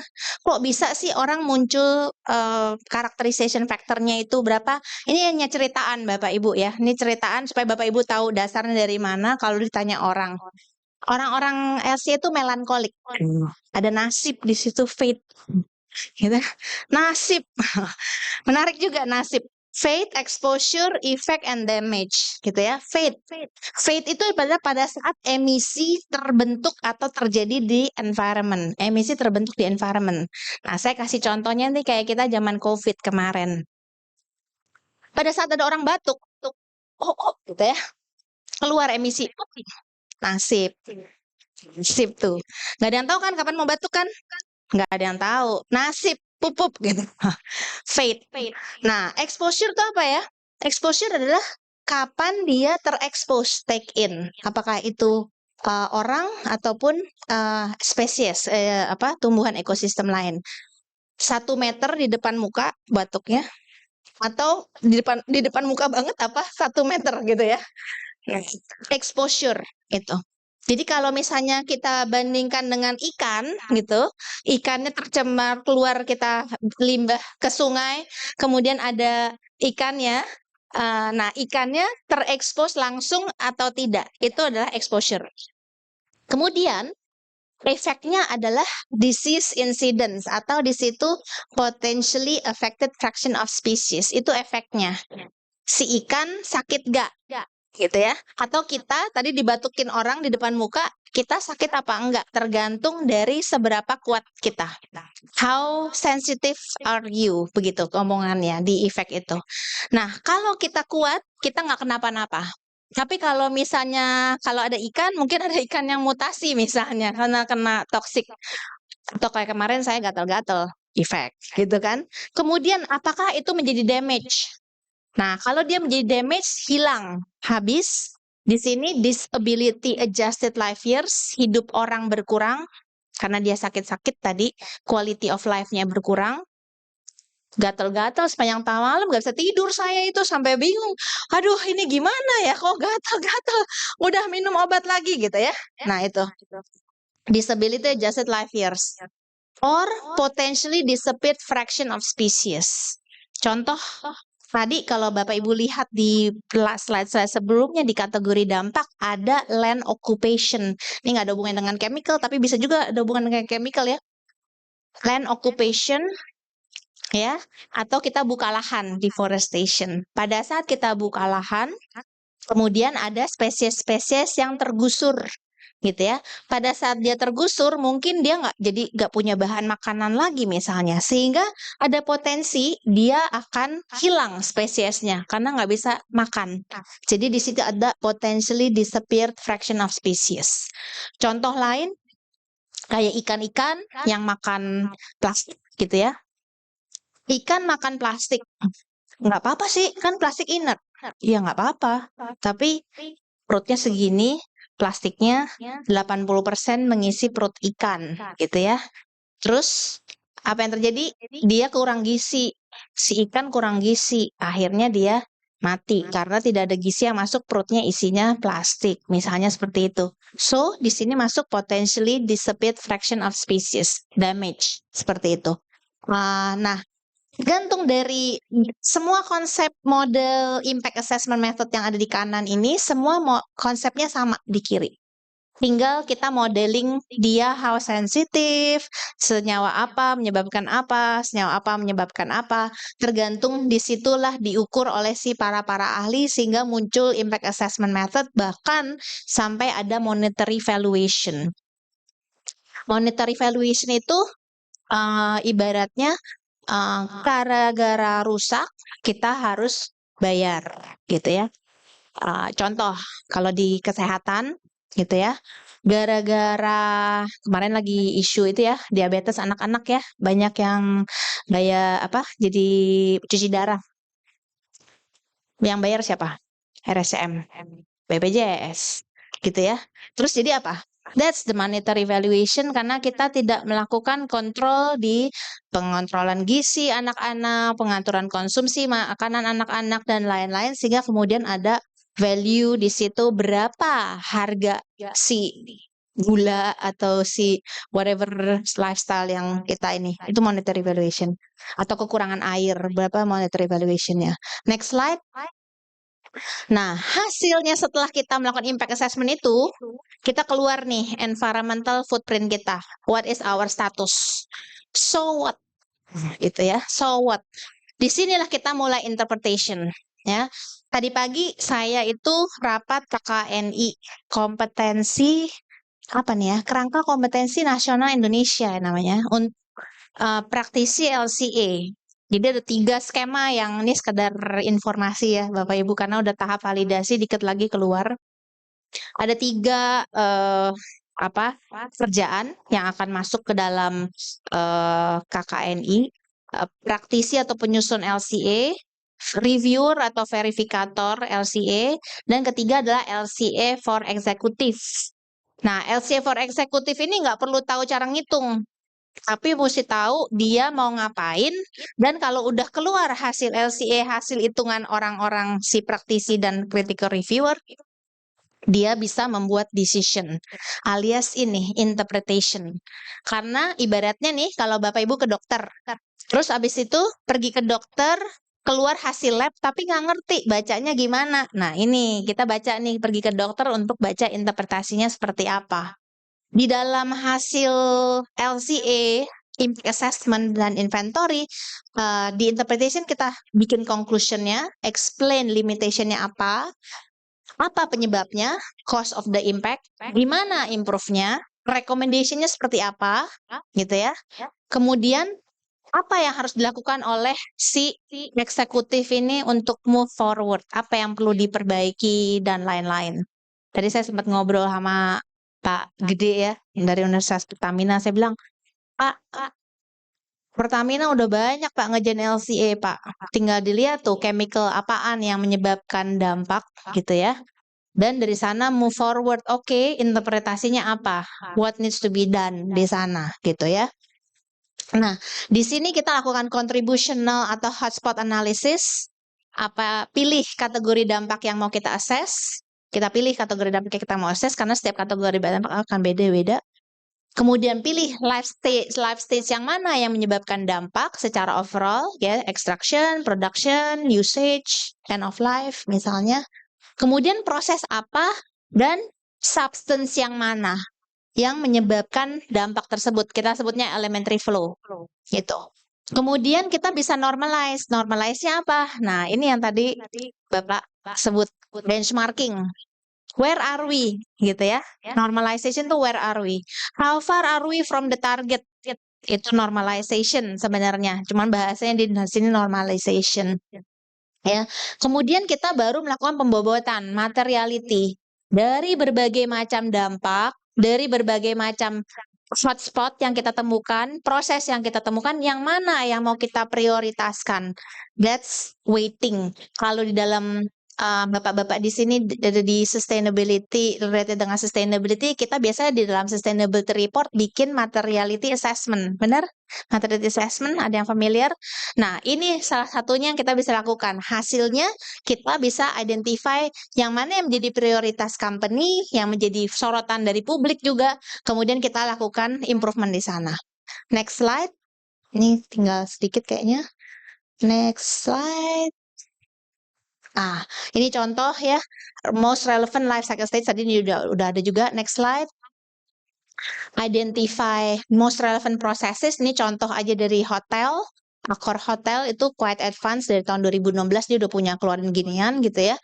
Dari energi dan karbon dia temukan 40-45% energi karena heat HVAC ya. HVAC-nya.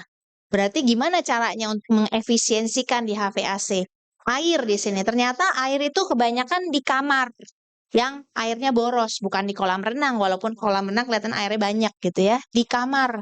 Nah, bingung kan? Gimana caranya kita bilang tamu kita suruh irit-irit mandinya? Masa dibilang kayak kalau di Australia gitu kamar mandi di gym uni itu 3 menit mandi gitu. Walaupun sih ya udahlah aku bodo amat lah 3 menit gitu. Mana bisa 3 menit mandi gitu kan. Nah, gimana caranya kita? Nah, kita must educate. Jadi ada beberapa cara kayak sekarang kan. Oh, air kamar mandinya dikucurinya pakai water saving feature gitu kan. Airnya kecil banget. Ya sudahlah, oke lah gitu kan. Kita diam aja kan. Nggak ada lagi zaman sekarang batap-batap yang gede kecuali ya resort-resort gitulah ya. Batap-batap itu kan nggak ada. Tapi kan kalau zaman dulu tuh batap semua. Nah, ini adalah water saving yang dilakukan. Dan pastinya directly correlate dengan operational cost. Jadi kalau misalnya Bapak Ibu ditanya nih, saya mau melakukan sustainability activities tapi saya nggak dapat benefit apa-apa, pasti ada something wrong. Karena berarti whatever you do di dalam sustainable activity-nya tidak beneran dipraktekkan. Karena kalau dipraktekkan pasti ada operational savings, pasti. Karena kelihatan, oh ini tadinya gede, oke kita kecilin, kita lakukan inovasi di sana, kita perhatikan, begitu. Jadi direct benefit adalah operational cost. Bukan harga saham jadi turun atau whatever, itu bukan. Nggak langsung kalau itu. Next. Nah, ini adalah ketemu kita. Elementary flow apa yang paling relevan? Ini contoh proses A, B, C. Nah, ini sering juga kita temukan ya. Oh, substance 1 di proses A, B, C. Kadang-kadang kalau kami di LCI, kami bandingkan kategori dampak dengan prosesnya.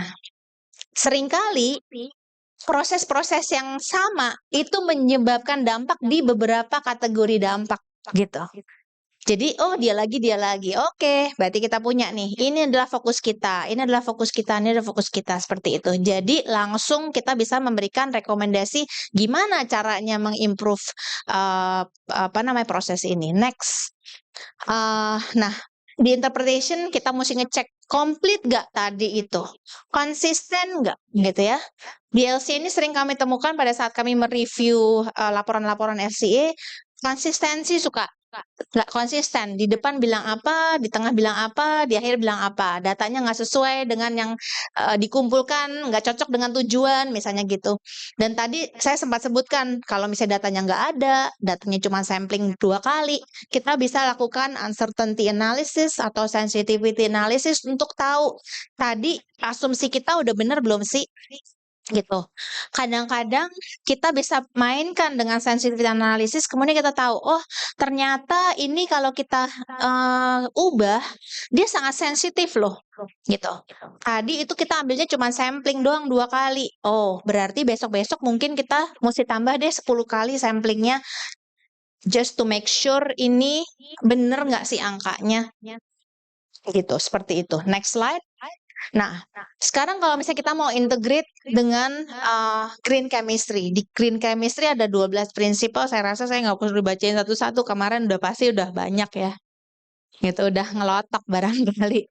Nah, kita combine dengan 7 principles of LCA. Di LCA itu ada life cycle perspective, tadi kita udah bahas. Environmental focus, walaupun sekarang ada social LCA juga. Continuous improvement udah pasti.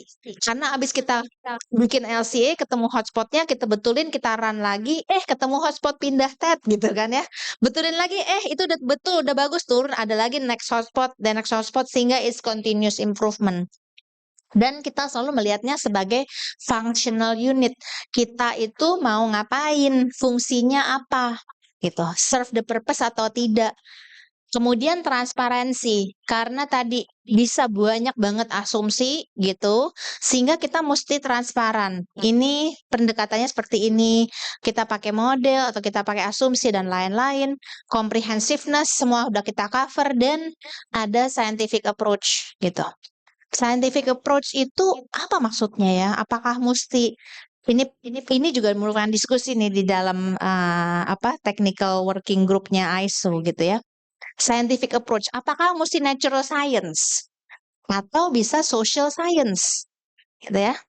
Kayak, kita mau ngadain survei deh 100 orang. Is that scientific approach or not? Iya, scientific approach, social science, scientific approach gitu. Jadi itu diterima. Yang nggak diterima adalah perasaan sekian, nggak tahu dari mana, angkanya dari langit muncul. That's perasaan. Nggak boleh. Tapi kalau perasaannya karena saya udah ngerjain ini 30 tahun atau 20 tahun, saya tahu nih angka nggak mungkin lah lewat dari sekian. Nah, itu bukan perasaan, itu adalah expert opinion, fakta. Kalau mau di-trace, historical recordnya ada, cuman dari si orang ini mungkin udah dalam kepala. Seperti itu, Bapak Ibu. Ya, jadi ada scientific approach. Sehingga di dalam green chemistry kita kita combine untuk mendapatkan holistic evaluation. Pada saat kita mau create new atau alternatif, kita mesti lihat nih secara life cycle-nya seperti apa. Karena kita mesti fair gitu ya, plastik adalah solusi untuk waste zaman dulu banget. Cuman kita nggak ngitungin end of life-nya seperti apa gitu kan.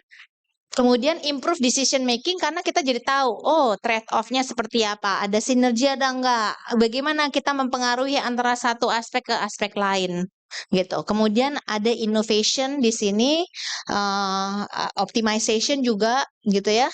Kemudian kalau kita lihat di sini, green chemistry LCA bisa dilakukan pada saat early stage of integration, meaning di eco design, di awal banget kita ngitung dulu semua rapi gitu ya.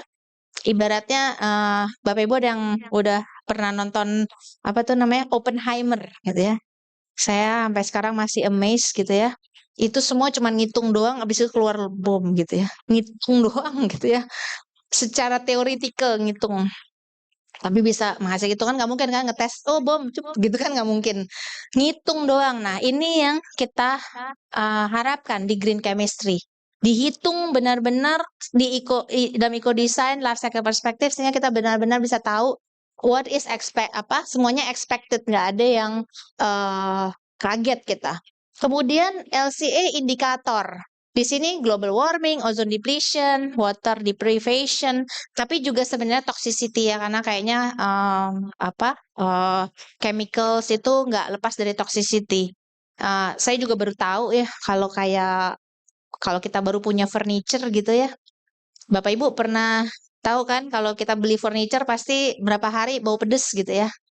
Bau pedesnya apa sih? Tahu nggak? Formaldehyde gitu ya. Kalau di Eropa itu udah nggak boleh. Jadi mesti super low sampai nggak ada formaldehyde-nya. Kalau di Indonesia unfortunately hampir semua furniture apapun pasti kalau kita baru itu bau formaldehyde gitu. Bisa berhari-hari, berbulan-bulan bahkan nggak hilang. Saya baru ngeh gitu ya ada formaldehyde itu karena pada saat zaman kita lagi banyak polusi tuh, terus ya kita beli air purifier gitu ya, air purifier. Kemudian air purifier saya itu bisa terdeteksi si formaldehyde. Jadi di kamar anak saya karena memang banyak kayunya, itu formaldehyde-nya tinggi. Tiap kali kita nyalain di situ tinggi lagi, besok kurang, habis nyalain lagi tinggi lagi gitu ya. Sampai saya bilang nih mesti diganti apa ya gitu ya. Ini kok banyak banget. Di mana ini formaldehyde-nya gitu ya. Scary, apalagi tahu bahwa kalau di luar udah di-ban gitu. Jadi tolong kita jangan ekspor barang yang bagus keluar, habis itu kita sendiri makan racun gitu ya Bapak Ibu. Jadi rasanya kita perlu menggunakan juga di Indonesia. Nah, kemudian iterative approach gini. Pada saat green chemistry itu ada design, development, kemudian kita refine them continuously. Bagaimana kita bisa better itu tugas kita semua di green chemistry. Next slide. So, LCA as the basis of your science-based decision, not only from environment, but also, gitu ya, the same concept bisa digunakan untuk social. Di social ini kita, ini attach aja ya, ini iklan. Iklan.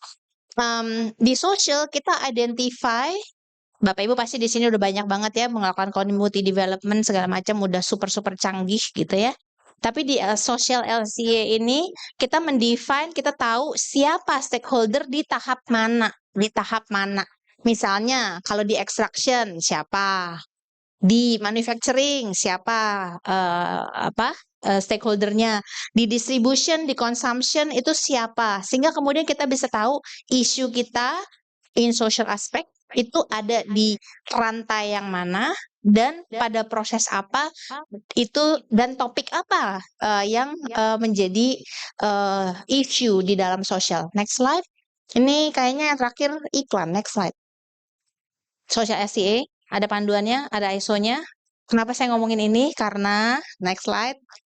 Karena kami proudly tunjuk menjadi organizer untuk ke International LCA Conference ke-10 di tahun 2026, 2 tahun lagi Bapak Ibu, jadi masih keburu bikin PR gitu ya, Social LCA gitu ya. Saya jadi conference chair-nya dan ini first one di Asia. Jadi sampai dengan tahun ini itu setiap kali di Eropa, tahun ini di Brasil, keluar dari Eropa, dan kita akan jadi yang pertama di Asia. Gitu. Jadi stay tune. Kami harapkan Bapak Ibu nanti bisa nyumbang paper inovasinya di Social LCA gitu. Kemudian kita bisa membanggakan diri kita di depan international peers bahwa di Indonesia juga banyak loh social effort dan juga terquantify seperti itu. Thank you Bapak Ibu sekalian. Terima kasih banyak Ibu Jessica. Tepuk tangan sekali lagi. Ya, izin men-summarize ya dari apa yang kita sudah diskusikan di yang sesi pertama tadi, sesinya Bu Jessica. Sebenarnya life cycle assessment ini adalah metode untuk kita itu bisa mengambil keputusan matang-matang ya Bu. Jadi ketika kita mengambil keputusan, kita tuh tahu kenapa itu bukan yang lain gitu. Nah, tadi kita juga membahas terkait dengan life cycle perspektif, tujuannya apa dan lain sebagainya. Nah, di sesi yang kali ini lebih kepada bagaimana life cycle assessment itu dilakukan gitu ya. Apakah mau berbasiskan screening ya, data-datanya itu tidak semuanya gitu ya, tapi kita tetap fokus pada data-data yang penting atau full assessment gitu. Nah, kemudian tadi juga dijelaskan terkait dengan LCA modeling yang memang menitik beratkan pada data quality. Jadi pada akhirnya semuanya itu adalah science based. Jadi kita ketika melakukan sesuatu itu semuanya berdasarkan data dan fakta.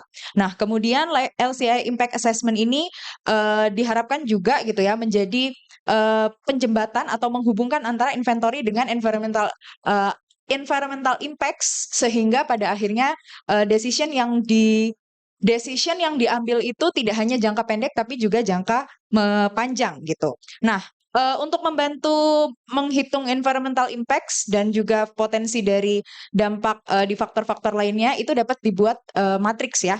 Jadi tadi ada mechanism of characterization itu untuk juga mengetahui faktor-faktor mana yang pada akhirnya terpengaruh gitu. Dan untuk produk environmental tadi juga disebutkan di Eropa itu sudah ada transparansi. Jadi dari jenis data, modeling, metode, pendekatan, mekanisme semuanya itu sudah transparan. Jadi kita tuh bisa yakin dan firm bahwa produk yang digunakan yang menggunakan bahan-bahan kimia itu adalah safe.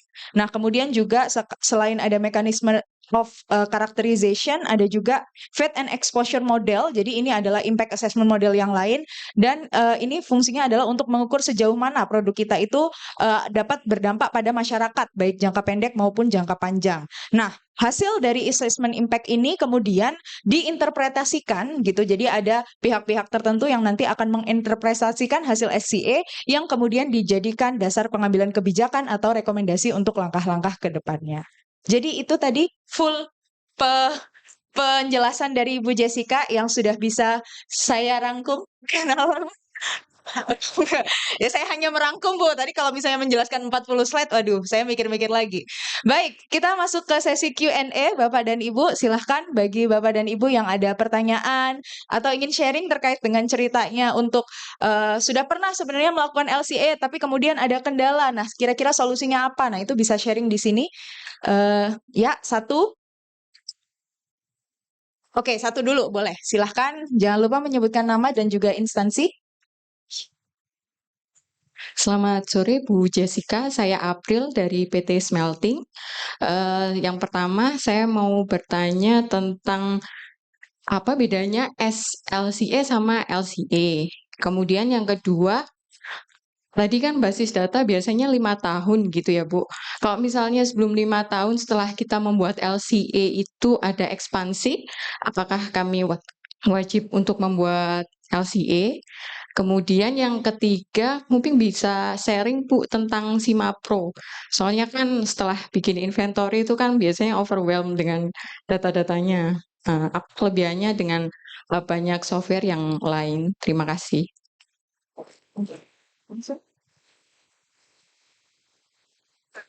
Oh, ada yang mau bertanya lagi?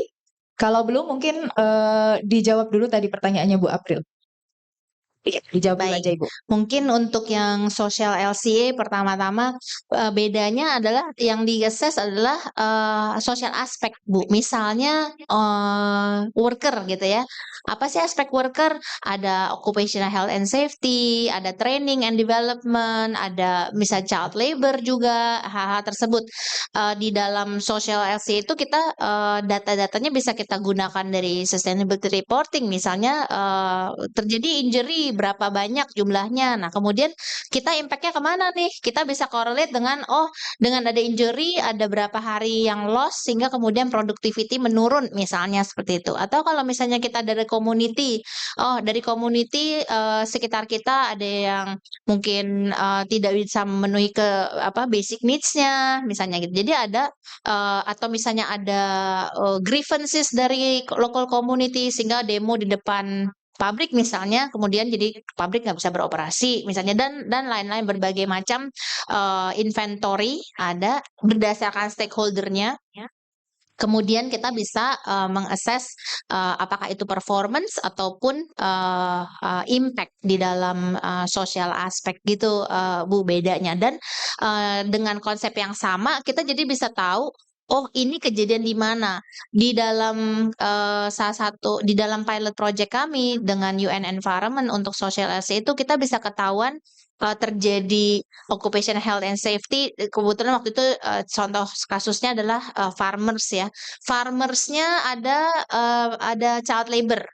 Kemudian worker, pekerja dari farmernya ada child labor di wilayah mana, di farm yang mana, dan memproduksi apa itu kita kelihatan gitu.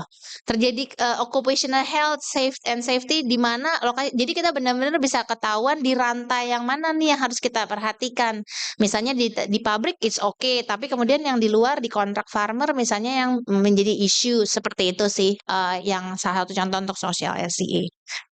Terkait boundary. Nah, kalau misalnya kita mempublish hasil LCA, makanya kenapa kita pertama kita sebutnya scoping. Tadi kalau buat EPD misalnya, itu memang kalau misalnya kita mengubah scope kita harus recalculate. Makanya kita scope itu sangat sangat penting. Misalnya tahun ini kita mau declare hanya untuk satu pabrik kita, padahal kita punya 2 pabrik misalnya. Tapi tahun depan kita mau gabung nih pabrik kita.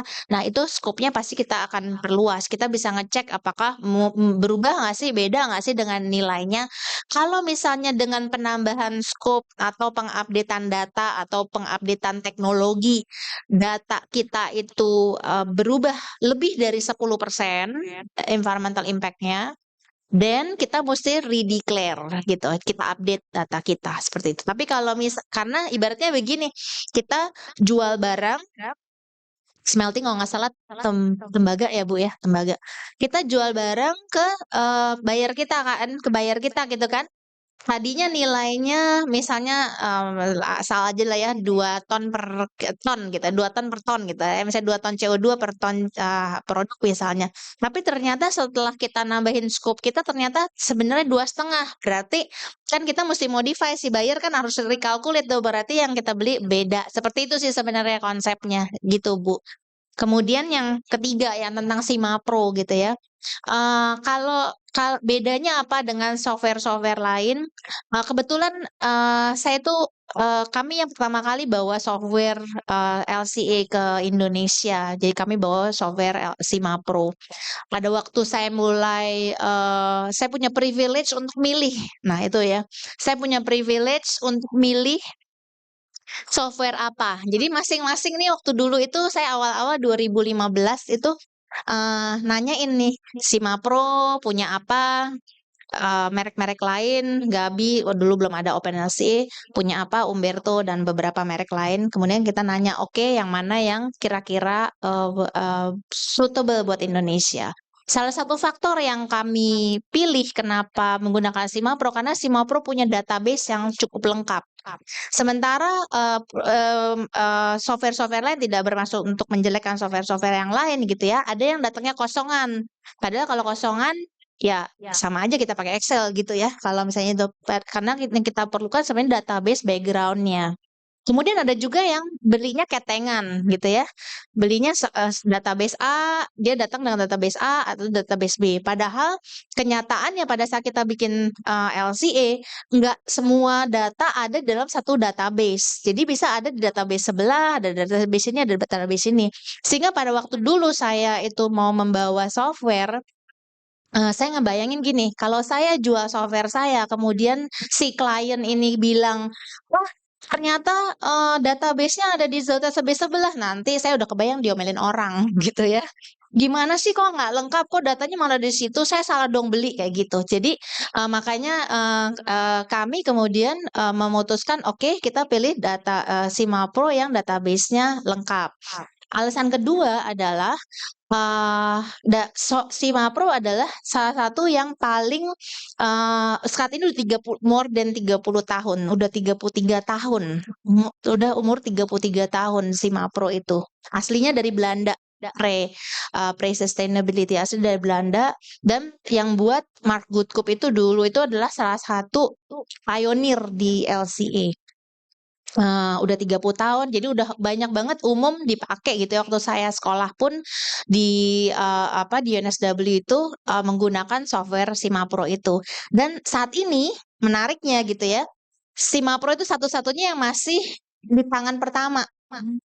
Jadi kalau kayak Gabi itu kalau nggak salah udah 4-5 tangan gitu ya, dibeli oleh siapa, dibeli sama siapa, dibeli sama siapa gitu ya. Dan kalau kita bicara tentang sustainability, pada saat suatu perusahaan atau produk diganti tangan, pasti ada pergantian culture gitu ya. Pergantian nuansanya beda, ganti lagi. Jadi saya melihatnya, oh nggak stabil nih, pasti nanti ada perubahan apa nih gitu, seperti itu. Jadi itu yang kemudian kami juga kayak bersyukur, wah untung ya kita milihnya bekerja sama dengan Simapro. Ternyata mereka yang paling sustainable sampai sekarang, sampai 30 something tahun masih berdiri. Itu mungkin sharing my reasoning seperti itu sih Bapak Ibu sekalian. Baik, semoga terjawab ya Ibu April. Satu pertanyaan lagi, rekan-rekan, sebelum kita tutup diskusi hari ini. Ya, kalau angkat tangan yang tinggi biar Masnya juga kelihatan tuh. Tadi Mas yang mendeliver mikrofon mana nih? Ada lagi nggak? Yang mau mendeliver pertanyaan? Mungkin ada yang hubungannya dengan green chemistry Iya, barangkali gitu. bukannya dengan Atau green udah chemistry atau mau sharing, mungkin baru mau memulai untuk menerapkan LCA, apakah ada tips and triknya? Karena kayaknya tadi di slide-nya tuh benar-benar detail kan Bu ya, gitu. Baik, sembari nunggu gitu ya, Bapak Ibu kalau yang menggunakan chemicals, leading leading chemical companies di Eropa atau di dunia itu contohnya kayak BASF ya, saya nggak maksud untuk promosi ya. Itu mereka punya data LC untuk more than 10,000 of their chemical products. Sehingga kenapa saya sampaikan ini bisa ditanyakan ke suppliernya gitu. Punya nggak data LCE gitu. Sekali-sekali kita yang nanya ke mereka, bukan kita yang ditanyain dulu gitu ya. Kan biasanya kita yang tanyain, punya ini nggak? Ikutin ini yuk, ikut ini gitu. Nah, boleh Bapak Ibu tanyakan. Siapa tahu mereka sudah punya, apalagi kalau memang prinsipalnya ada di Eropa. baik. Mungkin dari saya, Bu Jessica. Jadi dalam melaksanakan LCA assessment terkait dengan life cycle ini, potensi apa ya adanya human error paling besar itu pada tahap apa dan bagaimana kemudian cara mengatasinya? Paling besar di data collection, inventory. Jadi yang super-super simpel deh, satuan gitu ya. Makanya itu kilogram, ton, gram, miligram itu bedanya 1.000 ya Bapak Ibu. Jadi itu perlu banget, itu pertama. Kedua adalah kita masih suka bingung antara koma dan titik ya, 1.000. 1.001,000 sampai kemudian kalau di tim saya tuh kadang-kadang udah deh 1 spasi 000 gitu ya. Seperti gaya apa ya, French kalau nggak salah yang pakai spasi, bukan pakai titik dan bukan pakai koma, saking bingung seperti itu. Mungkin itu, terus sama kalau misalnya mau assign orang untuk ngerjain LCA itu kami udah well tested bolak-balik gitu ya. Banyak yang berguguran. Cari orang yang benar-benar cinta, saya bilangnya cinta ya sama data gitu. Yang passionate ngulik data. Oh, datanya kayak gini nih gitu ya. Karena ada orang-orang yang penasaran saya kalau saya gini gimana, kalau saya gini gimana, kalau gini gimana. Nah, orang-orang seperti itu yang mesti Bapak Ibu cari untuk menjadi orang yang ngerjain LCA. Kalau dia nggak cinta data, jangan, udah desain aja ke tempat lain gitu. Baik. Tapi memang kayaknya nggak cuma di LCA ya, di mana-mana tuh yang masalah data akan selalu menjadi masalah. Ini datanya diambilnya real atau modifikasi, hal-hal yang seperti itu. Karena memang untuk data butuh ketelitian tingkat tinggi ya, Ibu-Ibu. Baik, kalau sudah tidak ada pertanyaan dari forum, oh ya, silahkan. Mas, tolong dibantu ini Ibu Faiza di depan.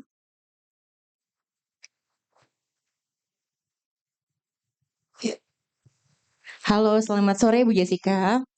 Saya mau tanya sedikit karena memang saya dalam academic research itu sudah beberapa kali mengerjakan LCA menggunakan Sima Pro pernah, Gabi juga pernah 1 kali gitu ya.